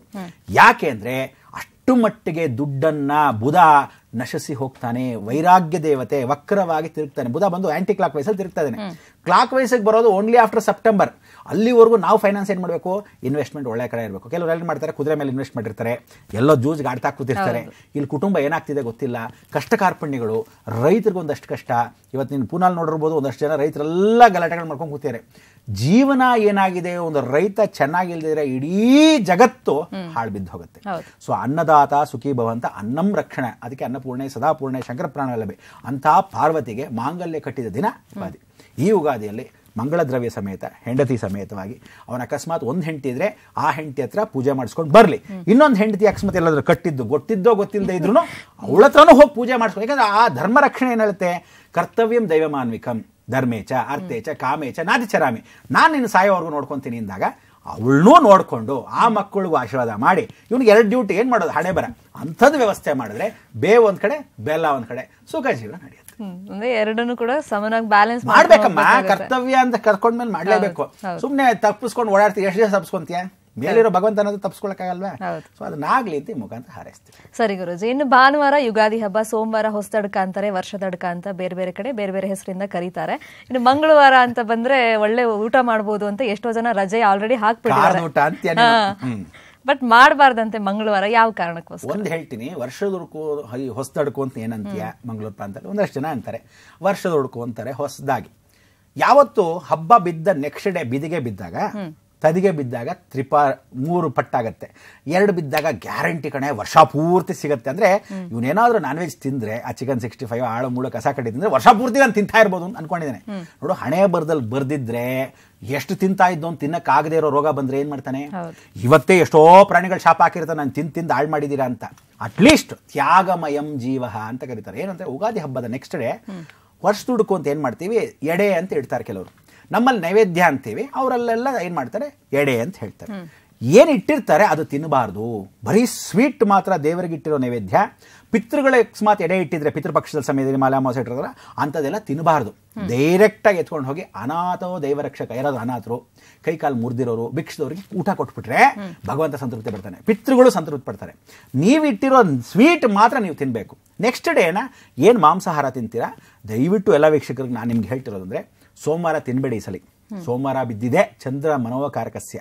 ಮಂಗಳವಾರ ಪರವಾಗಿಲ್ಲ ಅಡ್ಜಸ್ಟ್ ಮಾಡ್ಕೊಂಡು ಮಂಗಳವಾರ ತಿನ್ಬೇಕು ಅಂತ ನೋಡಿ, ಸೋಮವಾರ ಮಂಗಳವಾರ ಗುರುವಾರ ಶನಿವಾರ ಜೀವನಾಪರ್ಯಂತ ಒಬ್ಬ ಮನುಷ್ಯ ಮಾಂಸಾಹಾರವನ್ನು ತ್ಯಾಗ ಮಾಡಿ ನಡೆಸ್ಕೊಂಡ್ರೆ ನೀವೆಲ್ಲ ಶಿವನಾಣೆ ಸತ್ಯ, ಯಾವ ಕಾಲಕ್ಕೂ ಯಾವ ಶಾಸ್ತ್ರದವನು ಹೋಗ್ಬೇಕಾಗಿಲ್ಲ, ನಿಮ್ಮ ಜೀವನ ತಾನಾಗೆ ನಡೆಯುತ್ತೆ. ಯಾಕೆಂದ್ರೆ ಸೋಮವಾರ ತಿಂದವನಿಗೆ ಮನೋಕಾರಕಸ್ಯ ಬುದ್ಧಿ ಅಂದ್ರೆ ಮನಃಶಾಂತಿ ಸಿಗಲ್ಲ. ಮಂಗಳವಾರ ಯಾರು ಸಿಗ್ತಾನೋ ಅವನ ಕೈಗೆ ಬಂದಿದ್ದು ಬಾಯಿಗೆ ಬರಲ್ಲ ಜೀವನಾಪರ್ಯಂತ. ಏನು ಬಂತು ನೋಡಿ, ಸಂಬಳ ಜಾಸ್ತಿ ಆಗ್ತಿಲ್ಲ, ಯಾಕೋ ಕಷ್ಟಪಡ್ತಾನೆ ಇರ್ತಾನೆ. ಧರಣಿ ಗರ್ಭ ಸಂಭೂತಂ ಸುಬ್ರಹ್ಮಣ್ಯನಿಗೆ ಇಷ್ಟವೇ ಇಲ್ಲದೆ ಇರತಕ್ಕಂಥ ಮಂಗಳ ಗ್ರಹಕ್ಕೆ ಆ ಮಾಂಸಾಹಾರವನ್ನು ಅವತ್ತು ಭಕ್ಷ್ಯ ಮಾಡಬಾರ್ದು ಅಂತ ಹೇಳುತ್ತೆ. ಬುಧವಾರ ತಿನ್ನಿ, ಶುಕ್ರವಾರ ತಿನ್ನಿ, ಭಾನುವಾರ ತಿನ್ನಿ, ಅಂದರೆ ಹಾವು ಮುಂಗ್ಸೆ ಚೇಳು ಕಪ್ಪ ಏನು ಬೇಕಾದ್ರೂ ತಿನ್ಕೊಳ್ಳಿ, ಬೇಡ ಅಂದಿಲ್ಲ. ಆದರೆ ಆ ಬುಧವಾರದವರೆಗೂ ಕಾಯಕ್ಕೆ ನಿಮ್ಗೆ ಗಂಟೆ ನೋಬೇಕು. ಸೊ ಅದರಿಂದ ಸೋಮವಾರ ಮಂಗಳವಾರ ತ್ಯಾಗ ಮಾಡಿ ಬುಧವಾರ ಲಕ್ಷ್ಮವಾಗಿ ತಿನ್ನಿ. ಇನ್ನೊಂದು ಕಂಡೀಷನ್, ಎಲ್ಲ ವೀಕ್ಷಕರು ನಾನು ನ್ಯೂಸ್ 18 ಮುಖಾಂತರ ಹೇಳೋದಂದ್ರೆ, ಏನು ಮಾಂಸಾಹಾರವನ್ನು ಮಾಡಿರ್ತೀರ ದಯವಿಟ್ಟು ಸಾಯಿನ್ ಸಂಧ್ಯಾಕಾಲದ ನಂತರ ಉಳಿಸ್ಕೋಬೇಡಿ ಈ ವರ್ಷ. ಇನ್ನೊಂದು 4 ಪೀಸ್ ಚೆನ್ನಾಗಿ ಮಾಡಿಬಿಟ್ಟಿದ್ರು ಫ್ರಿಡ್ಜಲ್ಲಿ ಇಟ್ಕೊಂಡು ನಾಳೆ ಬೆಳಗ್ಗೆ ತಿನ್ನೋಣ ಅಂದ್ರೆ ಅಷ್ಟೇ ಗೋವಿಂದ. ಅದಕ್ಕೆ ಹೇಳೋದು, ನೀವು ಅವತ್ತನ್ನ ಸಾಯನ್ ಸಂಧ್ಯಾಕಾಲದ ಒಳಗೆ, ಬೆಳಗ್ಗೆ ಹೊತ್ತು ಅಂತೀನಿ, ಮಾಧ್ಯಾಹ್ನಕ್ಕೆ ತಿನ್ನಿ, ಸಾಯನ್ ಸಂಧ್ಯಾಕಾಲದಲ್ಲಿ ಇಟ್ಕೋಬೇಡಿ ಈ ಸಲ. ಯಾಕೆಂದ್ರೆ ಕುಜ ಶನಿ ಇಬ್ರು ಧರ್ಮರಾಶಿಯಲ್ಲಿ ಇರ್ತಕ್ಕಂಥ ಧನುಸ್ಸಲ್ಲಿದ್ದಾಗ ರೋಗ ರುಜಿನಗಳು ಜಾಸ್ತಿ ಮಾಡಿಸ್ತಾನೆ. ಭಕ್ಷ್ಯ ಅಂದ್ರೆ ಪ್ರಾಣಿಗಳು ಅಂತ ಹೇಳ್ತೀವಿ. ಆ ಪ್ರಾಣಿಗಳ ದೋಷವನ್ನ ಮನೆ ಕುಟುಂಬಕ್ಕೆ ಅದು ಹೆಂಗ್ ಗುದ್ದಾಡುತ್ತೆ, ಅದಕ್ಕೆ ಹೇಗೆ ನರಳತ್ತೆ, ಆ ನರಳಾಟ ಮನೆ ಕುಟುಂಬ ಬರಬೂಡ್ದು. ಸೊ ಸುಖ ಜೀವನಕ್ಕೆ ಯುಗಾದಿ ಹಬ್ಬ ಆಚರಿಸಬೇಕಾದ್ರೆ ನೀವೆಲ್ಲರೂ ತಿನ್ನಿ. ಎಲ್ಲವನ್ನು ಮಾಡಿದಾಗ ಸಾಯನ್ ಸಂಧ್ಯಾ ಕಾಲಕ್ಕೆ ಅದೇ ಭಕ್ಷ್ಯವನ್ನು ಮಾಡಿ, ಇನ್ನೊಂದ್ಸಲಿ ಮಾಡ್ಕೋಬೇಕಾ, ನೆಕ್ಸ್ಟ್ ಡೇ ಮಾಡ್ಕೊಳ್ಳಿ, ಫ್ರೆಶ್ ಆಗಿ ಮಾಡ್ಕೊಂಡು ತಿನ್ನಿ. ಆದರೆ ಅವತ್ತಿನ ಎಡೆ ಇಟ್ಟಿದ್ದು ದೇವರಿಗೆ ನೈವೇದ್ಯ ಮಾಡಿರೋ ಹೊಸದ ಹಬ್ಬದಲ್ಲಿ ಮಾಡ್ಕೊಂಡಿರೋ ವರ್ಷ ತುಡ್ಕೊಂಡು ತಿಂತೀರಾ, ದಯವಿಟ್ಟು ಯಾರು ತಿನ್ನಬೇಡಿ ಅನ್ನೋ ಒಂದು ಸಜೆಷನ್. ಬುದ್ಧುಂಟೆ ಬೂ ತಿನ್ನು, ಲೆಕ್ಕಪತ್ತೆ ಪೀ ತಿನ್ನು ಅಂತ ಇದ್ದೇ ಇದೆ. ಅಂದ್ರೆ ಯಾರಿಗಾದ್ರೂ ಬುದ್ಧಿ ಇದ್ರೆ ನನ್ನ ಮಾತು ಕೇಳಿ, ಇಲ್ದರೆ ನಿಮ್ಮ ಹಣೆ ಬರ ನಿಮ್ಮ ಕರ್ಮ, ನಾನೇನು ತಪ್ಸಕ್ಕಾಗಲ್ಲ. ಸೊ ಇದೆಲ್ಲ ಯಾಕೆ ಗೈಡೆನ್ಸ್ ಕೊಡ್ತೀವಿ ಅಂದ್ರೆ, ನೀವು ಚೆನ್ನಾಗಿದ್ರೆ ನಾಳೆ ನಿಮ್ಮ ಕುಟುಂಬ ಚೆನ್ನಾಗಿದೆ. ನೀವು ಮಾಡೋದೇನಕ್ಕೋಸ್ಕರ, ಪತ್ತು ಜೀವನಕ್ಕೋಸ್ಕರ. ಆ ಜೀವನ ಚೆನ್ನಾಗಿರಲಿ ಅನ್ನೋದು ಭಾವ. ಆಗ್ಲೇ ಹೇಳ್ತಾ ಇದ್ದೆ ನಾನು, ಯುಗಾದಿ ಅಂದ್ರೆ ಅಫ್ಕೋರ್ಸ್ ನಮ್ಗೆಲ್ಲ ಹೊಸ ವರ್ಷದ ಫೀಲ್ ಆಗುತ್ತೆ. ಇನ್ನು ಹೊಸ ಹೊಸ ವಸ್ತುಗಳನ್ನ ಖರೀದಿ ಮಾಡಬೇಕು, ಆ ದಿನ ಫುಲ್ ಆಕ್ಟಿವ್ ಆಗಿದ್ರೆ ವರ್ಷ ಪೂರ್ತಿ ಆಕ್ಟಿವ್ ಆಗಿರ್ತೀವಿ, ಏನಾದ್ರೂ ಚಟುವಟಿಕೆ ಮಾಡಬೇಕು ಅಂತೆಲ್ಲ ಒಂದು ನಂಬಿಕೆ ಇದೆ. ಇದು ನಿಜಾನ? ಅವತ್ತು ಸಾಧಾರಣವಾಗಿ ಯುಗಾದಿ ಹಬ್ಬಕ್ಕೆ ಕೆಲವ್ರಿಗೆ ಏನು ಅಂದ್ರೆ, ಈ ವರ್ಷದೊಳಕು ಅಂದಾಗ ಕೆಲವ್ರಿಗೆ ತಿನ್ನೋ ಅಭ್ಯಾಸ ಇದೆ, ತಿನ್ನೋ ಯೋಚನೆ ಇರುತ್ತೆ. ಆದ್ರೆ ಕೆಲವ್ರಿಗೆ ಏನು ಅಂದ್ರೆ, ಜೀವನಾಪರಿತ್ಯ ಒಂದು ಮನೆ ಮಾಡಿಲ್ಲ, ಅಟ್ಲೀಸ್ಟ್ ಇವತ್ತು ಒಂದು ಇಟ್ಟಿಗೆ ಆದ್ರೂ ನಾವು ತಗೊಂಡು ಮನೆ ದೇವರಲ್ಲಿ ಇಟ್ಟರೆ ಆ ಮನೆಯನ್ನ ಮಾಡಿಸ್ಕೊಡ್ತಾನೆ. ಅಟ್ಲೀಸ್ಟ್ ಒಂದು ಸೈಟ್ ಖರೀದಿ ಮಾಡೋಣ, ಅಥವಾ ಒಂದು ಬೆಳ್ಳಿಯನ್ನು ಖರೀದಿ ಮಾಡೋಣ. ಕೆಲವರು ಅಕ್ಷಯ ತೆರಿಗೆಗೆ ಮಾಡ್ಕೊತಾರೆ. ಅಕ್ಷಯ ತೆರಿಗೆ ದಿವಸ ಏನು ಅಂದ್ರೆ ದಾನ ಧರ್ಮ ಮಾಡಬೇಕು ಅಂತ ಹೇಳೋರು, ಬಂಗಾರ ಕೊಂಡ್ಕೊ ಅಂತ ಯಾವ ಶಾಸ್ತ್ರದಲ್ಲೂ ಎಲ್ಲೂ ಇಲ್ಲ. ಇದೆಲ್ಲ ಬಂಗಾರದವರೆಲ್ಲ ಸೇರ್ಕೊಂಡು ಮಾಡಿರೋದು. ಆ ರೀತಿ ಯಾವುದೇ ಶಾಸ್ತ್ರ ಇಲ್ಲ ಅಕ್ಷಯ ತೆರಿಗೆ ದಿವಸ ತಗೋಬೇಕು ಅಂತಲ್ಲ. ಅಕ್ಷಯ ತೆರಿಗೆ ದಿವಸ ಮಾಡದೇ ಇರೋ ಕೆಲಸವನ್ನ ಈ ಸರಿ ತಗೋಬಹುದು, ಮಾಡ್ಬೋದು ಅನ್ನೋದು ಯುಗಾದಿ ಹಬ್ಬಕ್ಕೆ. ಯಾಕೆಂದ್ರೆ ನೆಕ್ಸ್ಟ್ ಡೇ ವರ್ಷ ತೊಡ್ಕೊಂಡ್ ಬಂದಾಗ ಆ ದಿನ ಏನು ಮಾಡ್ತೀಯೋ ಆಜೀವನ ಪರ್ಯಂತವಾಗಿ ನಡೀತಾ ಹೋಗುತ್ತೆ, ಅಭಿವೃದ್ಧಿ ಆಗುತ್ತೆ. ಅಕಸ್ಮಾತ್ ಮಕ್ಕಳಿಲ್ದರೆ ದತ್ತು ತಗೊಂತಾರೆ. ಅನ್ನದಾನ ಮಾಡಿದೆ ಅಂದ್ರೆ ನನ್ನ ಕೈ ಅನುದಾನ ನಡೀತಾ ಇರಲಿ, ಬಿದಿಗೆ ಸಮಯಕ್ಕೆ ಎಲ್ಲರೂ ನಡೀತಾ ಇರುತ್ತೆ. ಅಮ್ಮನವ್ರಿಗೆ ಪೂಜೆ ಪುನಸ್ಕಾರ ಕುಟುಂಬ ಸಮೇತ ಹೋಗ್ತಾ ಇದೀವಿ, ಸಂತೋಷವಾಗಿದ್ದೀವಿ. ಇವತ್ತು ಈ ಸಂತೋಷ ವರ್ಷ ಪೂರ್ತಿ ಇರಲಿ. ಕೆಲವರು ಏನ್ ಮಾಡ್ತಾರೆ, ವರ್ಷ ಪೂರ್ತಿ ಇರಲಿ ಸದ್ಯಕ್ಕೆ ಅಂತ, ಕೆಲವರು ಜನ್ಮಾಗಿ ಇರಲಿ ಅಂತ. ಒಂದೊಂದು ಸಂವತ್ಸರ ಒಂದೊಂದಿರುತ್ತೆ. ಆದ್ರೆ ಒಂದು ಮನುಷ್ಯ, ಒಂದು ಆನೆ ಬದುಕೋದೇನು ಅಂದ್ರೆ 120 ವರ್ಷ, 5 ದಿನ, 5 ಕ್ಷಣ, 5 ನಿಮಿಷಗಳು ಕಾಲ ಮಾತ್ರ. ಸೊ ಇವಾಗ ಮನುಷ್ಯ ಸತ್ತೋಗ್ತಿರೋದು 15 ವರ್ಷಕ್ಕೆ ಸತ್ತೋಗ್ತಾನೆ, ಆಕ್ಸಿಡೆಂಟ್ ಆಗಿ ಸತ್ತೋಗ್ತಾನೆ, ಬೈಕಲ್ಲಿ ಸ್ಪೀಡಾಗಿ ಹೋಗ್ತಾನೆ, ಅವ್ರ ಅಪ್ಪ ಅಮ್ಮ ದುರಾಂಕಾರ, ಯಾವುದೋ ಬೈಕ್ ಕೊಟ್ಟಿರ್ತಾರೆ, ಇನ್ನೆಲ್ಲ ಹೋಗಿರ್ತಾನೆ, ಕಾರಲ್ಲಿ ದುರಾಂಕಾರ ಹೋಗ್ತಾರೆ, ಅಥವಾ ಮಗಳು ಓಡ್ ಹೋಗಿರ್ತಾಳೆ, ಅವಳು ಅಕಸ್ಮಾತ್ ಎಲ್ಲಾದ್ರೂ ಸೂಸೈಡ್ ಮಾಡ್ಕೊಂಡು ಸತ್ತೋಗ್ತಾಳೆ. ಸೊ ಏನಾಗುತ್ತೆ, ಗ್ಯಾಪ್ ಆಫ್ 60 years ಅನ್ನೋದೇನಿದೆ, 59 ಬಿದ್ದು 60 ಬಿದ್ದರೆ ಸೃಷ್ಟಿ ಪೂರ್ತಿ, ಶ್ರೇಷ್ಠಾಬ್ದಿ ಪೂರ್ತಿಯಿಂದ 61ಕ್ಕೆ ಬಿತ್ತು. ದಿಸ್ ಈಸ್ ನಥಿಂಗ್ ಬಟ್ ಸಂವತ್ಸರಗಳು. ಸೊ ಶ್ರೀವಿಳಂಬಿ ನಾಮ ಸಂವತ್ಸರ ಒಂದು ಸಂವತ್ಸರ ಅಂದ್ರೆ 60 ಸಂವತ್ಸರಗಳಲ್ಲಿ ನಾವು ಕಾಲಿಡ್ತಾ ಹೋಗ್ತೀವಿ ಒಬ್ಬ ಮನುಷ್ಯ. ಸೊ 60 years ನೋಡ್ದ ಅಂದ್ರೆ ಅವನು ಬಾಡ ಎಲ್ಲ ಸಂವತ್ಸರಕ್ಕೂ ದಾಟಿದ್ದೀವಿ ಅಂತ. ಕೆಲವರು 3 ಸಂವತ್ಸರ ನೋಡಿರ್ತಾರೆ, ಯಾಕಂದ್ರೆ ಅವ್ರು ಹುಟ್ಟಿರೋ ಸಂವತ್ಸರ ಪಕ್ಕದಲ್ಲೇ ಇರುತ್ತೆ, ಎಂಡಿಂಗ್ ಕಾಲದಲ್ಲಾದ್ರೂ ನೋಡ್ತಾರೆ. ಈಗ ಅದು ಬಹಳ ಕಷ್ಟ ಆಗಿದೆ. ಅಟ್ಲೀಸ್ಟ್ 50 ತುಂಬಿದ್ರೆ ಒಂದು ಸಂವತ್ಸರನ 10 ವರ್ಷ ಕಟ್ಟಾಗಿ ಬಿಡ್ತೀವಿ. ಸೊ ಈ ಸಂವತ್ಸರಗಳಲ್ಲಾದ್ರೂ ನಾವು ಚೆನ್ನಾಗಿದ್ದರೆ, ಒಂದು ಸಂವತ್ಸರವನ್ನ ದಾಟಿದ್ರೆ 10 ದಿನ ಗಟ್ಟರೆ ಅಂತ ಕರಿತೀವಿ. ಅಂದ್ರೆ ಒಬ್ಬ ಮನುಷ್ಯ ಅಪಮೃತ್ಯು ಆಗಿರೋನು ಪಾಲನೆ ಮಾಡ್ತಕ್ಕಂಥದ್ದು ಪಾರ್ವತಿ ಪರಮೇಶ್ವರ. ಅಪಮೃತ್ಯುವನ್ನ ಪರಿವರ್ತನೆ ಮಾಡೋದು ಯುಗಾದಿ. ಸೊ ಒಂದು ಸಂವತ್ಸರ ಅವನು ದಾಟ್ದ ಅಂದ್ರೆ 10 ವರ್ಷ ದಾಟದಷ್ಟು ಫಲ ಸಿಗುತ್ತೆ ಅಂತ ಇರೋದು ಮೊದಲಿಂದ ಇರೋ ಶಾಸ್ತ್ರ. ಅದಕ್ಕೆ ನೋಡು, ಸಾಧಾರಣವಾಗಿ 8 ವಯಸ್ಸಿಂದ ಕಮ್ಮಿ ಚಿಕ್ಕ ವಯಸ್ಸಲ್ಲಿ, 8 ವರ್ಷಕ್ಕಿಂತ ಚಿಕ್ಕ ವಯಸ್ಸು ಹುಡುಗ ಆದರೆ ಹುಡುಗಿ ಆಗಲಿ, ಅಕಸ್ಮಾತ್ ಮಗು ಸತ್ತು ಹೋದ್ರೆ ಅದು ತಾಯಿ ಮನೆ ದೋಷ ಅಂತೀವಿ. 16 ವಯಸ್ಸಿನ ಒಳಗಡೆ ಅಕಸ್ಮಾತ್ ಹುಡುಗ ಆಗಲಿ ಹುಡುಗಿ ಸತ್ತು ಹೋದ್ರೆ ತಂದೆಯ ಮನೆ ದೋಷ ಅಂತ. 21 ವಯಸ್ಸಿನ ಒಳಗೆ ಯಾರಾದ್ರೂ ಸತ್ತು ಹೋದ್ರೆ, ಅವನ ಆಕ್ಸಿಡೆಂಟ್ ಆಗಿ ಸತ್ತೋಗ್ತಾನೆ, ಮದುವೆ ಆಗಿ ಸತ್ತೋಗ್ತಾನೆ, ಹಿಂಗೆ ಸತ್ತೋಗ್ತಾನೆ, ಹುಡುಗ ಆದರೆ ಹುಡುಗಿ ಆಗಲಿ, ಆ ವರ್ಷದ ಗಂಡ ಹೆಂಡತಿ ಇಬ್ರು ದೋಷ. 21 ಸಂವತ್ಸರಕ್ಕೆ ಪರಿವರ್ತನೆ ಮಾಡ್ಕೊಳ್ಳೋದೇನೆ ದಶಾವತಾರ ಮಹಾದಾನ ಅಂತ ಕರಿತೀವಿ. ಇದನ್ನ ಈ ಸಂವತ್ಸರಗಳಲ್ಲಿ ಸಂವತ್ಸರ ಓದಬೇಕಾದ್ರೆ ಪ್ರತಿಯೊಂದ್ಸಲ ಇರ್ತೀವಿ. ಏನಂತ ಹೇಳ್ತಾರೆ, 3 ವರ್ಷಕ್ಕೊಂದ್ಸಲಿ ಒಂದು ಸಂವತ್ಸರ ದೇವತೆ ಸಾಕ್ಷಾತ್ ಯುಗ ಪುರುಷ ಯುಗಾದಿಯಲ್ಲಿ ಯಾವ ಪ್ರಾಣಿ ಮೇಲೆ ಕೂತಿರ್ತಾನೆ. ಸೊ ಒಂದೊಂದು ದೇವತೆಗಳ ಕೂತಿರ್ತಕ್ಕಂಥ ಈ ಸಲ ಸಂವತ್ಸರದಲ್ಲಿ ಯಾರು ಕೂತಿರ್ತಾರೆ, ಒಂದ್ಸಲಿ ಕತ್ತೆ ಮೇಲೆ ಕೂತಿರ್ತಾನೆ, ಒಂದ್ಸಲಿ ಎಮ್ಮೆ ಮೇಲೆ ಕೂತಿರ್ತಾನೆ. ಪಂಚಾಂಗ ತೆಗೆದು ನೋಡಿದ್ರೆ ಗೊತ್ತಾಗುತ್ತೆ. ಆ ಪಂಚಾಂಗಗಳಲ್ಲಿ ಅಗ್ನಿ, ವಾಯು, ಜಲ, ಭೂಮಿ, ಆಕಾಶ, ಇದರಲ್ಲಿ 4 ತತ್ವ: ಧರ್ಮ, ಅರ್ಥ, ಕಾಮ, ಮೋಕ್ಷ, ಚತುರ್ವಿಧ ಫಲ. ಯಾವ್ಯಾವುದು? ಮೇಷರಾಶಿಯಿಂದ ಮೀನರಾಶಿವರೆಗೂ ಇರ್ತಕ್ಕಂಥ 4: ಧರ್ಮ, ಅರ್ಥ, ಕಾಮ, ಮೋಕ್ಷ. ಅಂದರೆ ಮೇಷರಾಶಿ, ವೃಷಭ ರಾಶಿ, ಅದಾದ್ಮೇಲೆ ಮಿಥುನ, ಆಮೇಲೆ ಕಟಕ. ಮೇಷರಾಶಿ ಅಂದರೆ ನಾನು ಜ್ಞಾಪಕ ಇಟ್ಕೋಬೇಕು, ಅಗ್ನಿ, ಅದಾದ್ಮೇಲೆ ಭೂಮಿ, ಅದಾದ್ಮೇಲೆ ವಾಯು, ಆಮೇಲೆ ಜಲ. ತಿರುಗಿ ಫಾಲೋಡ್ ಬೈ ಹಂಗೆ ಸಿಂಹ, ಕನ್ಯಾ, ವೃಶ್ಚಿಕ, ತುಲಾ, ಪರಿವರ್ತನೆ. ಇದು 4 ನೋಡಿದಾಗ ಸಿಂಹದಿಂದ ಅಗ್ನಿ, ತಿರುಗಿ ಮತ್ತೆ ಭೂಮಿ, ಅದಾದ ಮೇಲೆ ಮತ್ತೆ ವಾಯು, ಆಮೇಲೆ ಜಲ. ತಿರುಗಿ ಧರ್ಮ, ಅರ್ಥ, ಕಾಮ, ಮೋಕ್ಷ. ಧನಸ್ಸು, ಮಕರ, ಕುಂಭ, ಮೀನ. ಅಗ್ನಿ ಮತ್ತೆ ಭೂಮಿ, ಆಮೇಲೆ ಕುಂಭದಲ್ಲಿರ್ತಕ್ಕಂಥದ್ದು ವಾಯು, ಕೊನೆಗೆ ಜಲ. ಸೊ ಇದನ್ನ ತ್ರಿಕೋಣಾತ್ಮಿಕ ದೀಪಿಕ. ಸೊ ಎಲ್ಲರೂ ಈ ವರ್ಷ ಏನು ಅಂದರೆ ಮೇಷರಾಶಿಯವ್ರು ಜ್ಞಾಪಕ ಇಟ್ಕೋಬೇಕು. ಏನಂತ? ಮೇಷರಾಶಿ, ಸಿಂಹರಾಶಿ, ಧನುರಾಶಿ, ಅಗ್ನಿಗ್ರಹ ಅಂತ. ಸೊ ದಯವಿಟ್ಟು ಆ ಗ್ರಹದಲ್ಲಿ ಯಾರಿಗೆ ಚಂದ್ರ ಇದ್ದಾನೋ ರಾಶ್ಯಾಧಿಪತಿ, ಮೇಷರಾಶಿ ನಂದಪ್ಪ ಅಂತೆ, ಎಲ್ಲರೂ ದಯವಿಟ್ಟು ಅವನು ಯಾವುದೇ ಹುಡುಗ ಆಗಲಿ, ಹುಡುಗಿ ಆಗಲಿ, ಅಜ್ಜಿ ಆಗಲಿ, ತಾತ ಆಗಲಿ ಜ್ಞಾಪಕ ಇಟ್ಕೋಬೇಕಾದ್ರು all 9s should be ರೆಡಿಡ್.